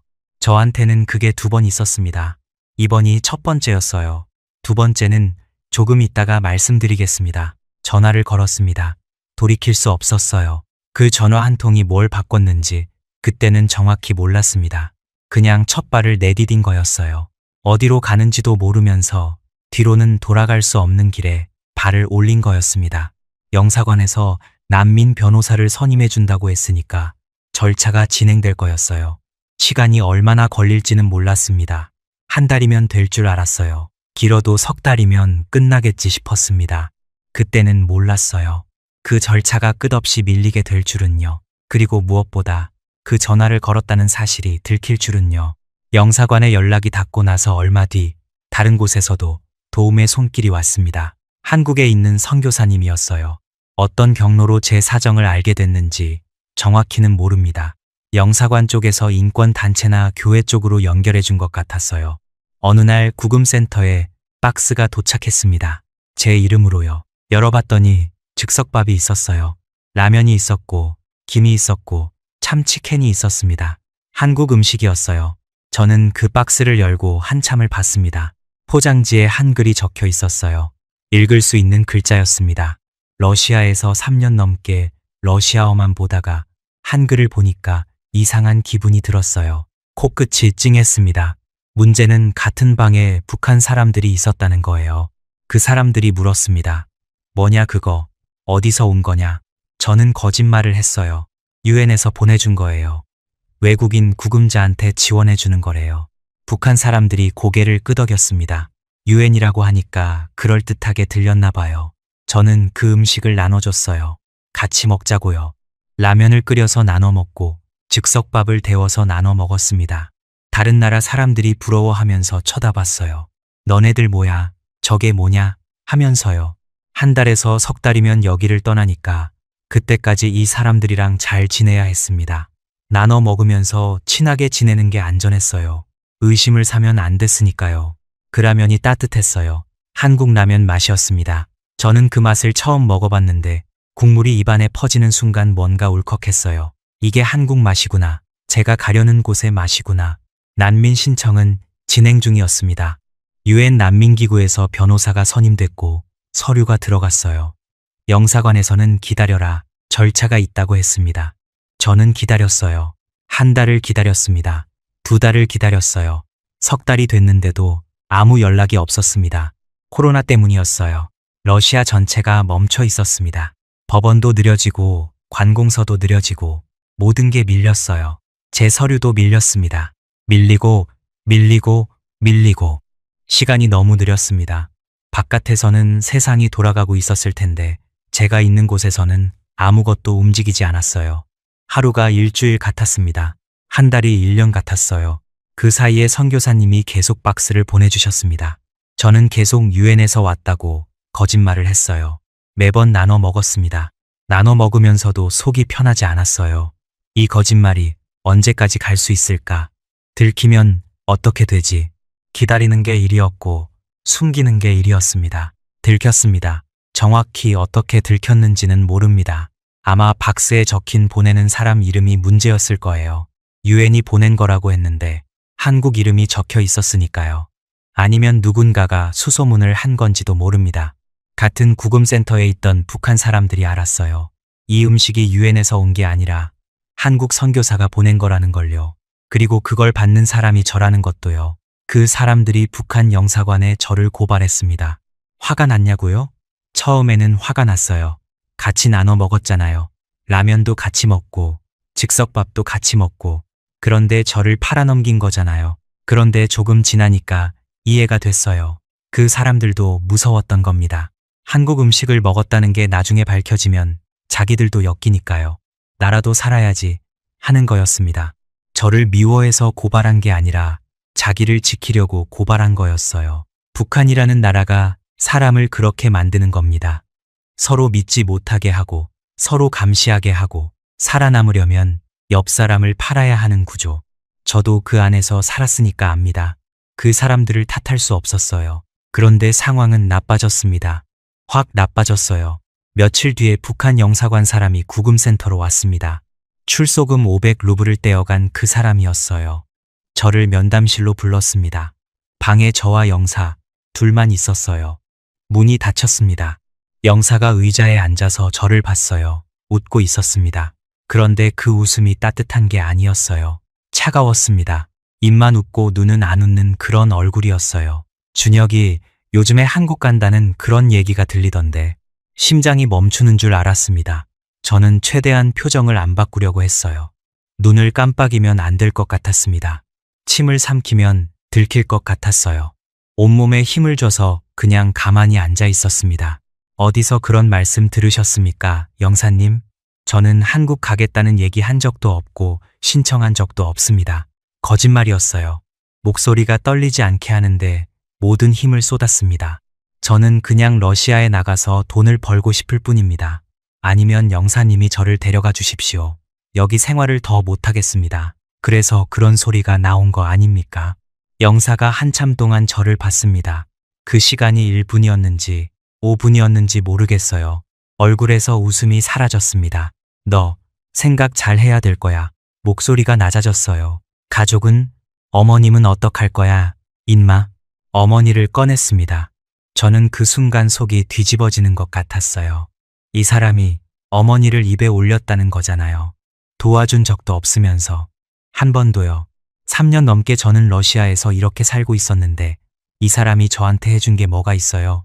출소금 절반을 뜯어간 것밖에 없잖아요. 그런데 화를 내면 안 됐습니다. 여기서 화를 내면 끝이었어요. 저는 꾹 참았습니다. 알겠습니다. 일주일 생각해 보겠습니다. 저는 당연히 공화국으로 돌아갈 겁니다. 영사가 일어났어요. 문이 열리고 나갔습니다. 문이 닫히고 나서 저는 의자에서 한참을 못 일어났어요. 등에 땀이 흘러내리고 있었습니다. 셔츠가 젖어 있었어요. 손을 보니까 주먹을 쥐고 있었더라고요. 풀리지가 않았습니다. 영사의 위협보다 더 급한 게 있었습니다. 외국인 구금센터에는 최대 구금 기간이 정해져 있었어요. 720일, 약 2년이었습니다. 그 기간이 지나면 법원 재판을 받아서 석방이 되든지 본국으로 강제 송환이 되든지 해야 했어요. 제 구금 기간 2년이 다 차가고 있었습니다. 난민 신청은 아직 끝나지 않았어요. 코로나 때문에 밀린 서류가 어디쯤 가 있는지도 몰랐습니다. 영사관에서는 기다려라만 했어요. 유엔 쪽에서도 진행 중이다만 했습니다. 그런데 시간은 계속 갔어요. 720일이 되면 두 가지 중 하나였습니다. 풀려나거나 북한으로 보내지거나. 풀려나면 좋죠. 그런데 난민 신청이 안 끝난 상태에서 풀려나면 제가 어디로 가야 하는 건지 아무도 모르는 거였어요. 그리고 북한으로 보내지면 그건 생각하고 싶지 않았습니다. 하루하루가 줄어들었어요. 남은 날을 세는 게 습관이 됐습니다. 50일, 40일, 30일. 숫자가 줄어들 때마다 심장이 빨라졌어요. 그리고 남은 날이 열이틀이 됐을 때 통보가 왔습니다. 교도관이 서류 한 장을 가져왔어요. 러시아어로 빽빽하게 적혀 있었습니다. 저는 이제 러시아어를 읽을 수 있었어요. 한 글자, 한 글자 읽어 내려갔습니다. 한 글자, 한 글자 읽어 내려갔습니다. 강제 송환 절차 개시, 해당 외국인, 그러니까 저를요. 조선민주주의 인민공화국으로 이송한다. 이송 예정일, 날짜가 적혀 있었어요. 12일 뒤였습니다. 저는 그 서류를 들고 있는 손이 떨리는 걸 느꼈습니다. 종이가 바스락거렸어요. 제 손이 그만큼 떨리고 있었던 겁니다. 글자가 흔들려서 다시 읽을 수가 없었어요. 태수 형한테 보여줬습니다. 형이 서류를 받아서 읽었어요. 읽고 나서 아무 말 안 했습니다. 그런데 형의 턱이 굳어지는 게 보였어요. 이가 꽉 물리는 게 보였습니다. 형, 열이틀이에요. 태수 형이 고개를 끄덕였어요. 12일, 고작 12일 그 안에 뭔가가 안 되면 저는 북한으로 돌아가는 거였습니다. 돌아가면 보위부 조사, USB, 한국 드라마, 영사관 전화, 전부 밝혀질 거예요. 저만 끝나는 게 아니었습니다. 어머니까지요. 잠이 안 왔습니다. 밤마다 같은 생각이 돌았어요. 시간이 먼저 끝나는가, 절차가 먼저 끝나는가. 경주였습니다. 제 인생을 건 경주 영사관에 전화를 걸었어요. 상황이 급하다고 했습니다. 강제 송환 날짜가 잡혔다고, 12일밖에 안 남았다고. 영사관 직원이 당황하는 게 느껴졌어요. 최대한 빨리 움직여 보겠습니다. 했지만 목소리에 확신이 없었습니다. 유엔 쪽에도 연락이 갔을 거예요. 그런데 코로나 때문에 법원이 느리다는 건 변하지 않았습니다. 서류를 빨리 넣어봤자 법원이 빨리 처리해줄 보장이 없었어요. 나흘이 지났습니다. 아무 소식이 없었어요. 닷새 없었습니다. 엿새째 밤 저는 침대에 앉아서 짐을 뒤졌어요. 별 이유는 없었습니다. 아무것도 할 수 없는데 뭐라도 해야 할 것 같았거든요. 손이 가는 대로 뒤적거렸어요. 주머니 안에서 종이 쪽지가 나왔습니다. 구겨져 있었어요. 모서리가 닳아서 털이 일어나 있었습니다. 펴보니까 숫자가 있었어요. 잉크가 많이 번졌지만 읽을 수는 있었습니다. 세르게이, 교도소에서 나올 때 쥐어준 번호. 무슨 일 생기면 전화해라. 그때 저는 별 생각 없이 받아서 넣었어요.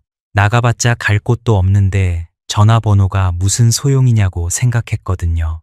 그런데 지금 이게 제 손에 있었습니다.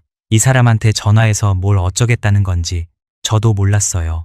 교도소 마피아가 법원 서류를 어떻게 할 수 있겠어요. 말이 안 되는 거였습니다. 그런데 다른 방법이 없었어요. 영사관은 느렸고 유엔은 느렸고 시간은 빨랐습니다. 남은 건 이 구겨진 족지 한 장이었어요. 태수 형한테 말했습니다. 형, 나 교도소에서 같이 있었던 사람한테 전화 한번 해볼게요. 태수 형이 저를 봤어요. 누구한테? 하는 눈이었습니다. 세르게이요. 총괄이요. 형의 표정이 변했어요. 의외라는 표정이었습니다. 그런데 반대하지는 않았어요. 이 상황에서 반대할 게 뭐가 있겠습니까? 핸드폰을 빌렸습니다. 우즈벡 형한테요. 이 형한테 빌린 게 벌써 몇 번째인지 모르겠어요. 그래도 형이 내줬습니다. 쪽지를 펴놓고 번호를 하나씩 눌렀어요. 숫자가 11자리였습니다. 누를 때마다 손가락이 미끄러질 것 같았어요. 한번 잘못 누르면 다른 사람한테 가는 거니까 천천히 눌렀습니다. 통화 버튼을 눌렀어요. 신호음이 갔습니다. 1번, 2번, 3번, 안 받았어요. 4번, 5번, 끊어야 하나 싶었습니다. 이 번호가 아직 살아있는 건지도 몰랐어요. 2년이 넘은 번호였거든요.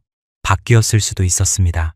6번째 신호음이 가려는 순간 딸깍 소리가 났어요. 받았습니다. 누구야? 낮은 목소리였어요. 거칠고 느리고 짧은 잠에서 깬 것 같은 목소리. 그런데 저는 그 목소리를 알았습니다. 2년 넘게 매일 듣던 목소리였으니까요. 나무를 깎으면서 체스를 두면서 담배를 피우면서 듣던 목소리. 저는 입을 열었어요. 세르게이, 와시아입니다. 수학이 넘어가 조용해졌습니다. 3초, 5초. 그 침묵이 길었어요. 전화가 끊어진 건 아닌지 화면을 봤습니다. 통화 중이었어요. 저는 수화기를 귀에 바짝 붙이고 기다렸습니다. 와시아, 확인하는 목소리였어요. 기억하고 있었습니다. 2년이 넘었는데 이 사람이 저를 기억하고 있었어요. 네, 와시아입니다. 교도소에서 나무 깎던 와시아요. 세르게이가 짧게 웃었어요. 콧바람 같은 웃음이었습니다. 야, 이 녀석이. 그런 느낌의 웃음이요. 뭔 일이냐? 저는 말을 시작했어요. 러시아어로요. 교도소에서 2년 넘게 매일 30개씩 외운 그 러시아어로 상황을 설명했습니다. 구금센터에 있다고, 북한으로 강제 송환된다고, 날짜가 잡혔다고, 12일 중에 엿새가 지났다고, 돌아가면 끝이라고 말이죠.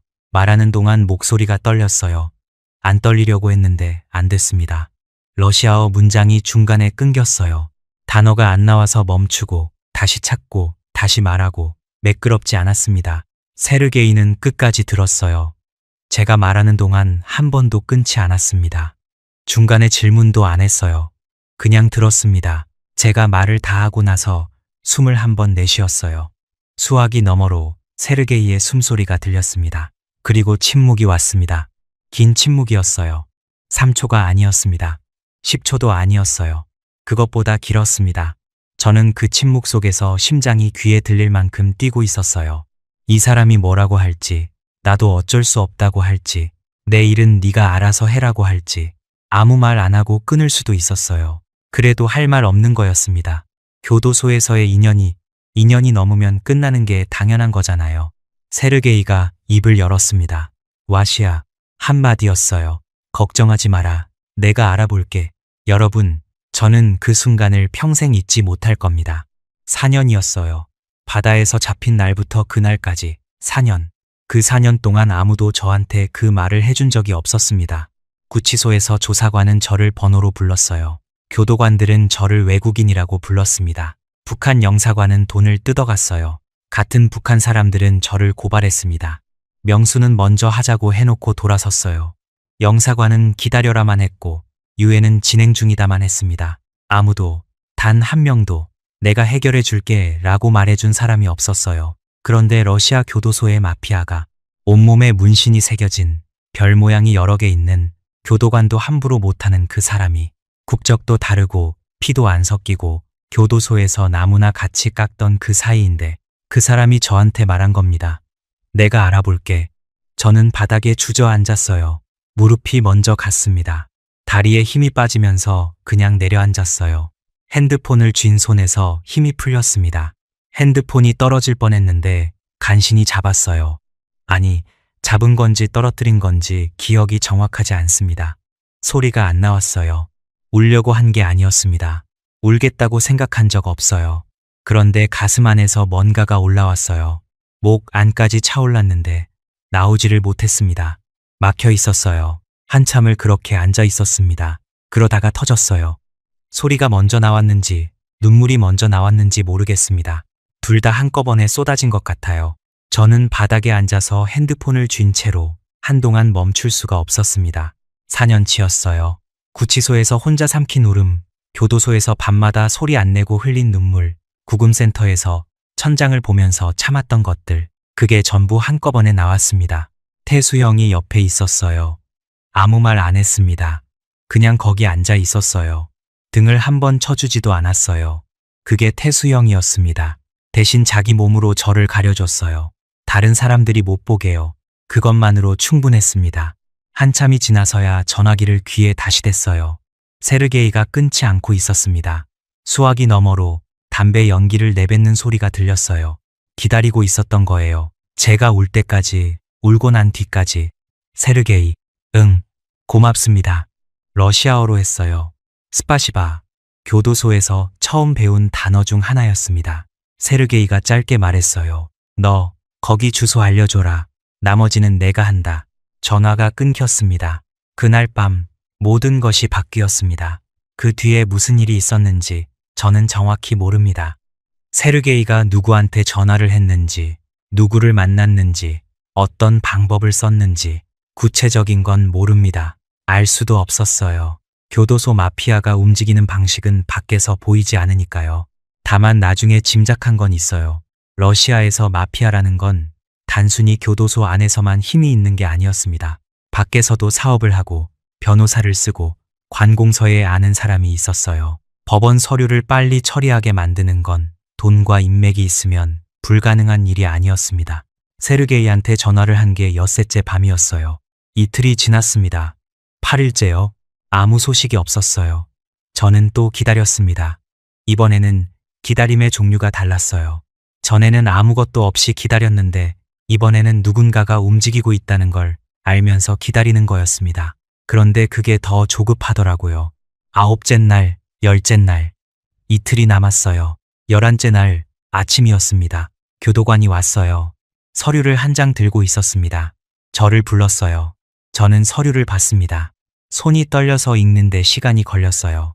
유엔 난민기구의 보증서가 법원에 접수됐고 거기에 승인 도장이 찍혀 있었습니다. 이 사람의 신분을 유엔이 보증한다. 강제 송환을 유예하라. 승인이었습니다. 강제 송환 하루 전이었어요. 딱 하루 전. 저는 그 서류를 한참 들여다봤습니다. 글자를 읽었는데 뜻이 머리에 안 들어왔어요. 2번 읽었습니다. 3번 읽었어요. 3번째에야 알았습니다. 안 간다. 북한에 안 간다. 태수 형한테 보여줬어요. 형이 서류를 받아서 읽었습니다. 읽고 나서 고개를 한번 끄덕였어요. 그리고 눈을 감았습니다. 오래 감고 있었어요. 저는 형이 우는 건가 싶었는데 아니었습니다. 눈을 떴을 때 눈이 맑았어요. 그냥 안도한 거였습니다. 그 사람은 안도도 조용히 하는 사람이었어요.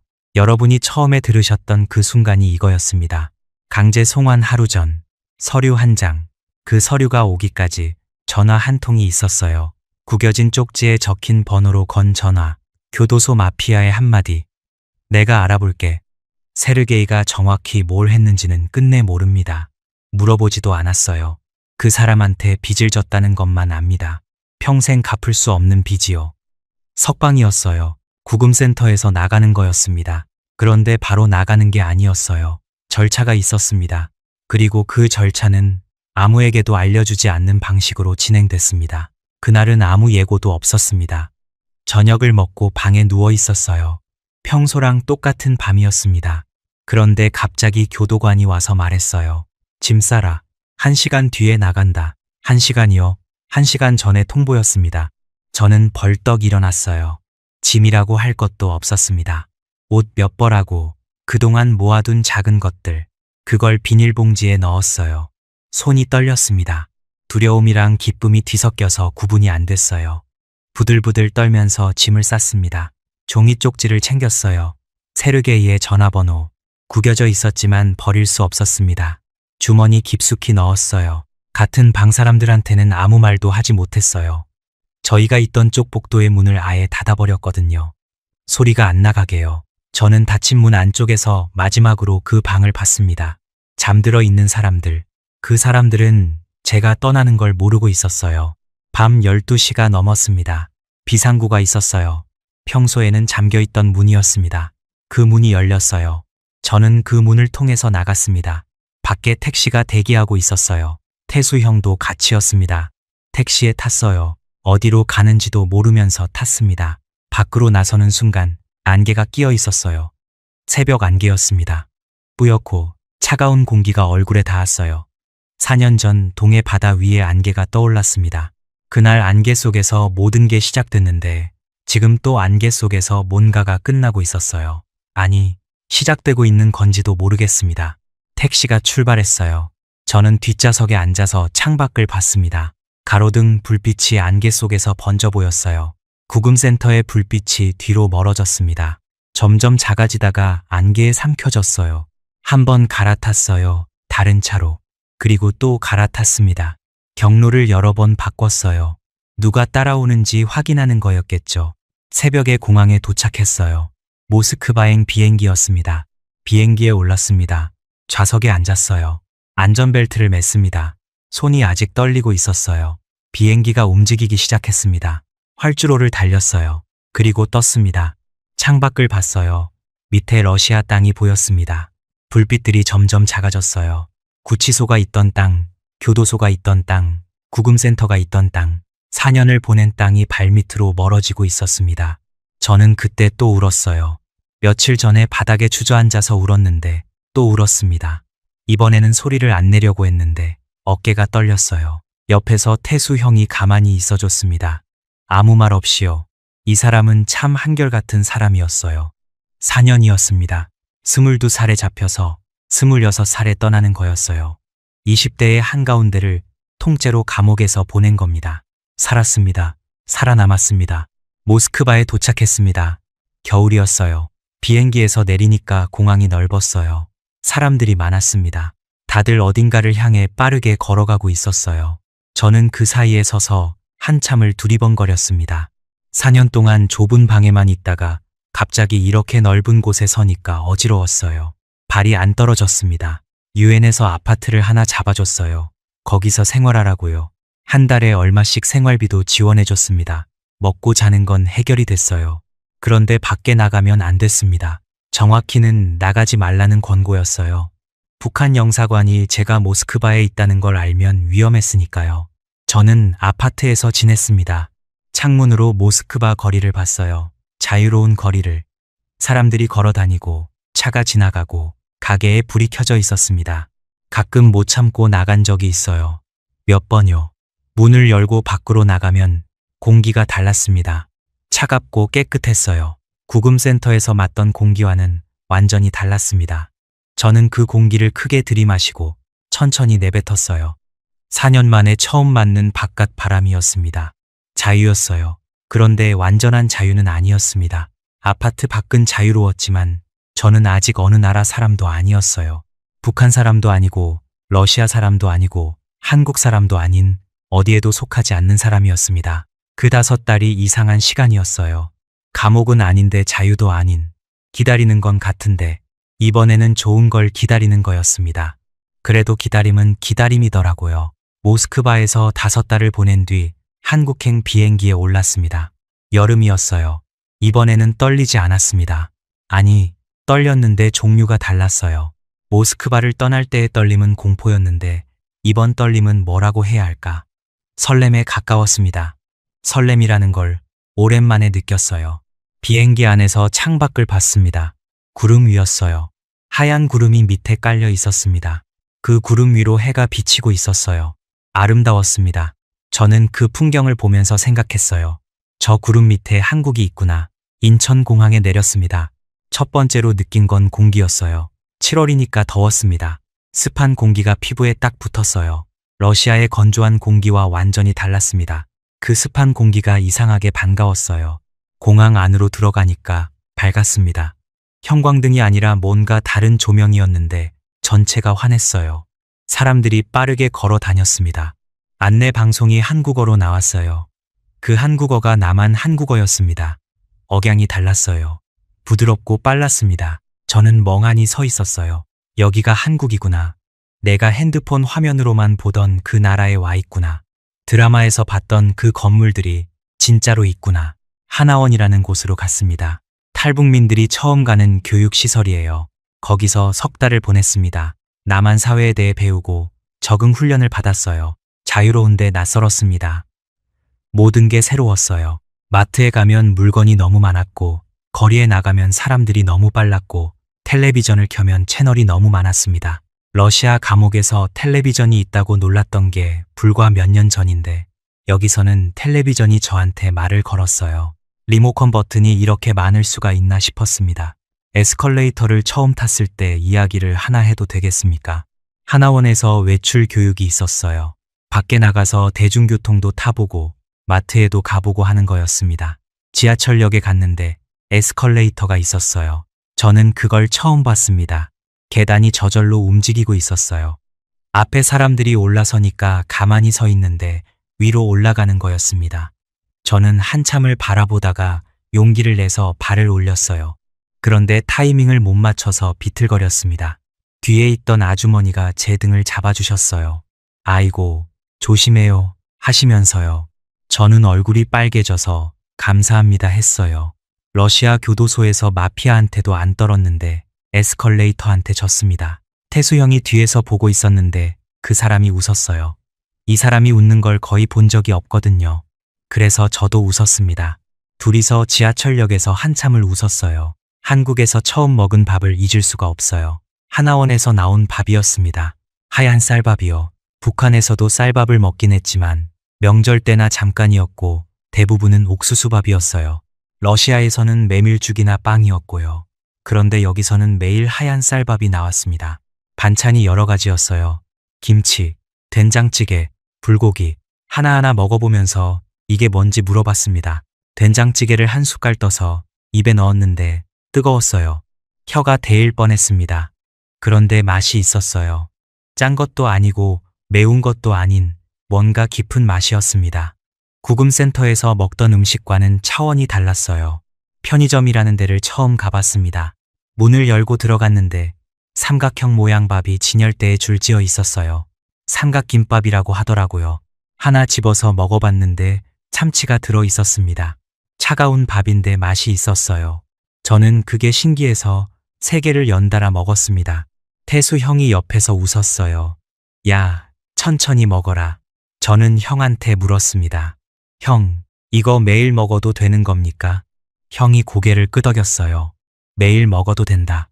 저는 진지하게 생각했습니다. 매일 먹어도 되는 참치 삼각김밥이 있는 나라. 여기가 진짜 좋은 나라구나. 지금 생각하면 웃기지만 그때는 진심이었어요. 구금센터에서 선교사님이 보내주신 라면을 먹을 때 이게 한국 맛이구나 싶었는데 그건 시작도 아니었어요. 밥을 먹을 때마다 제 맞은편 자리가 비어 있었습니다. 아무도 안 앉은 의자요. 거기 앉을 사람이 없으니까 당연히 비어 있는 건데 저는 자꾸 그 자리를 봤어요. 어머니가 거기 앉아 계셔야 할 것 같았습니다. 같이 밥을 먹어야 할 것 같았어요. 된장찌개를 드시면 뜨겁다고 호호 불면서 드셨을 거예요. 삼각김밥을 보시면 이게 뭐냐고 물으셨을 겁니다. 불고기를 드시면 맛있다고 하셨을까요? 아니면 아무 말 없이 그냥 드셨을까요? 아버지처럼요. 모릅니다. 상상밖에 못합니다. 어머니한테 마지막으로 뭐라고 했는지 저는 정말 기억이 안 나요. 돈 벌어 올게요 라고 했던 것 같기도 하고 그냥 다녀오겠습니다 라고 했던 것 같기도 합니다. 확실하지 않아요. 그때는 그게 마지막이라고 생각을 못했으니까 대수롭지 않게 말하고 나갔을 겁니다. 그게 4년 전이에요. 어머니는 제가 러시아 감옥에 있었다는 걸 아실까요? 지금 한국에 와 있다는 걸 아실까요? 연락할 방법이 없었습니다. 전화도 안 되고 편지도 안 되고 어머니는 아들이 바다에 나간 뒤로 소식이 끊긴 거예요. 4년 넘게요. 혹시 돌아가신 건 아닐까? 그 생각이 들 때가 있어요. 밤에요. 잠이 안 올 때. 그러면 러시아 교도소에서 창문 너머 북쪽을 보던 때가 떠올라요. 그때도 어둠밖에 안 보였고 지금도 아무것도 안 보입니다. 달라진 게 없어요. 어머니한테는요. 한국에 와서 돈을 벌면 방법을 찾아보겠다고 생각했습니다. 브로커를 통해서 돈을 보낼 수 있다는 얘기를 들었어요. 확실하지는 않지만 방법이 아예 없지는 않다고요. 돈 벌어 올게요 라고 했던 그 약속을 이런 식으로 지키게 될 줄은 몰랐습니다. 직접 가져다 드리지 못하고 누군가를 통해서 언제 도착할지도 모르는 돈을요. 여러분 중에도 밥상에 빈자리가 있는 분이 계실 겁니다. 먼저 가신 분이든 멀리 계신 분이든 연락이 끊긴 분이든 그 자리가 비어 있다는 걸 매일 아는데 매일 모른 척하면서 밥을 먹는 거잖아요. 저도 그렇습니다. 밥을 다 먹고 일어서면서 빈 의자를 한 번 더 봤어요. 아무 말 안 했습니다. 여러분이 궁금해하실 것 같아서 말씀드립니다. 태수 형은 저와 함께 한국에 왔어요. 같은 날 인천에 도착했습니다. 지금도 가끔 만납니다. 만나면 별 얘기는 안 해요. 밥 먹고 커피 마시고 그때 이야기를 잠깐 하다가 헤어집니다. 태수 형은 여전히 말이 없어요. 그게 좋습니다. 세르게이한테는 가끔 연락이 와요. 문자입니다. 짧아요. 와시야, 잘 지내냐? 그게 전부예요. 긴 말 안 합니다. 저도 짧게 답해요. 잘 지냅니다. 그것만 보냅니다. 한 번은 고맙다고 쓰려다가 지웠어요. 이 사람한테 문자로 고맙다고 하는 게 뭔가 맞지 않았습니다. 담배 3갑을 침대에 놓고 간 사람이에요. 말로 안 하고 물건으로 하는 사람이잖아요. 저도 그 방식을 따르기로 했습니다. 나중에 기회가 되면 뭔가를 보내야겠다고 생각해요. 뭘 보내야 할지는 아직 모르겠습니다. 이 사람이 아니었으면 저는 여기 없었어요. 그건 확실합니다. 명수는 소식을 모릅니다. 북한으로 돌아갔는지, 아직 러시아에 있는지, 다른 곳으로 갔는지 모릅니다. 그 사람한테 화가 났던 적이 있었어요. 먼저 하자고 해놓고 돌아섰으니까요. 전화를 끊어버렸으니까요. 그런데 시간이 지나니까 생각이 바뀌었어요. 그 사람도 가장이었습니다. 아이가 있었어요. 그 아이 얼굴이 떠올라서 못 간 거잖아요. 저한테 어머니가 있듯이 그 사람한테는 아이가 있었습니다. 저는 자식이 없었기 때문에 갈 수 있었어요.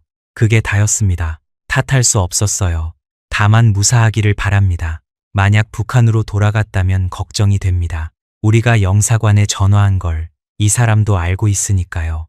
삼촌은요. 납포된 날 3일 만에 풀려나신 그 삼촌. 살아서 돌아와라. 이 자식아 하신 그 삼촌. 소식을 모릅니다. 북한 어딘가에 계시겠죠. 바다에 다시 나가셨을까요? 아니면 이제 나이가 드셔서 안 나가실까요? 삼촌, 저는 살아서 돌아오지는 못했습니다. 그런데 살아있기는 합니다. 삼촌이 말씀하신 대로 살아있어요. 우즈벡 형은 연락이 끊겼어요.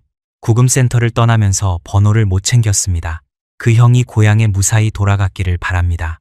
그 형 핸드폰이 아니었으면 저는 유튜브도 못 봤을 거고 탈북민 프로그램도 못 봤을 거고 노래도 못 들었을 겁니다. 여기 없었을 거예요. 한국에 정착하고 나서 선교사님을 찾았습니다. 구금센터에 박스를 보내주셨던 그분이에요. 연락처를 수소문해서 전화를 걸었어요. 전화를 받으시자마자 준혁 씨, 잘 왔어요 하시더라고요. 목소리가 따뜻했습니다. 저는 할 말이 많았는데 막상 수화기를 들으니까 말이 안 나왔어요. 한참을 더듬다가 겨우 한마디 했습니다. 그때 보내주신 라면 한 박스가 저한테는 생명줄이었습니다. 과장이 아니에요. 그 라면을 나눠 먹으면서 같은 방 사람들이랑 친해졌고 그 관계가 며칠이라도 비밀을 지켜주는 시간을 벌어줬거든요. 물론 결국에는 들켰지만 그 며칠이 없었으면 절차가 더 늦어졌을 수도 있어요.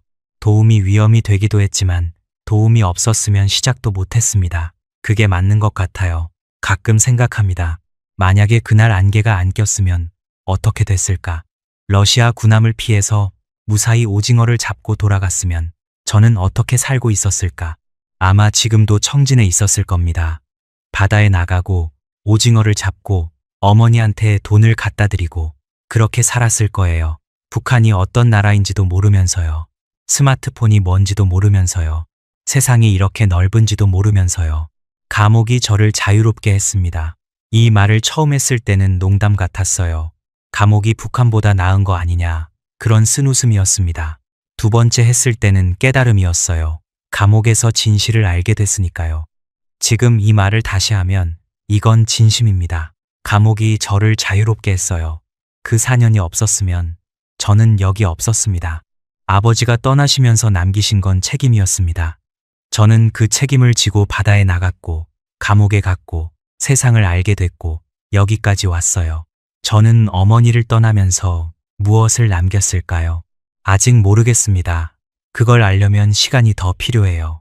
어머니를 다시 만날 수 있는 날이 온다면 그때 여쭤보겠습니다. 아들이 남긴 게 뭐였냐고요. 그날이 올지는 모릅니다. 오지 않을 수도 있어요. 그래도 살아야 합니다. 살아 있어야 기회가 있으니까요. 그날 안개가 거치지 않았더라면 저는 여기 없었을 겁니다. 안개가 저를 집어삼켰고 그 안개 속에서 저는 잃어버렸다가 다시 찾았습니다. 제 이름은 강준혁입니다. 지금은 대한민국에 살고 있습니다. 긴 이야기 들어주셔서 감사합니다.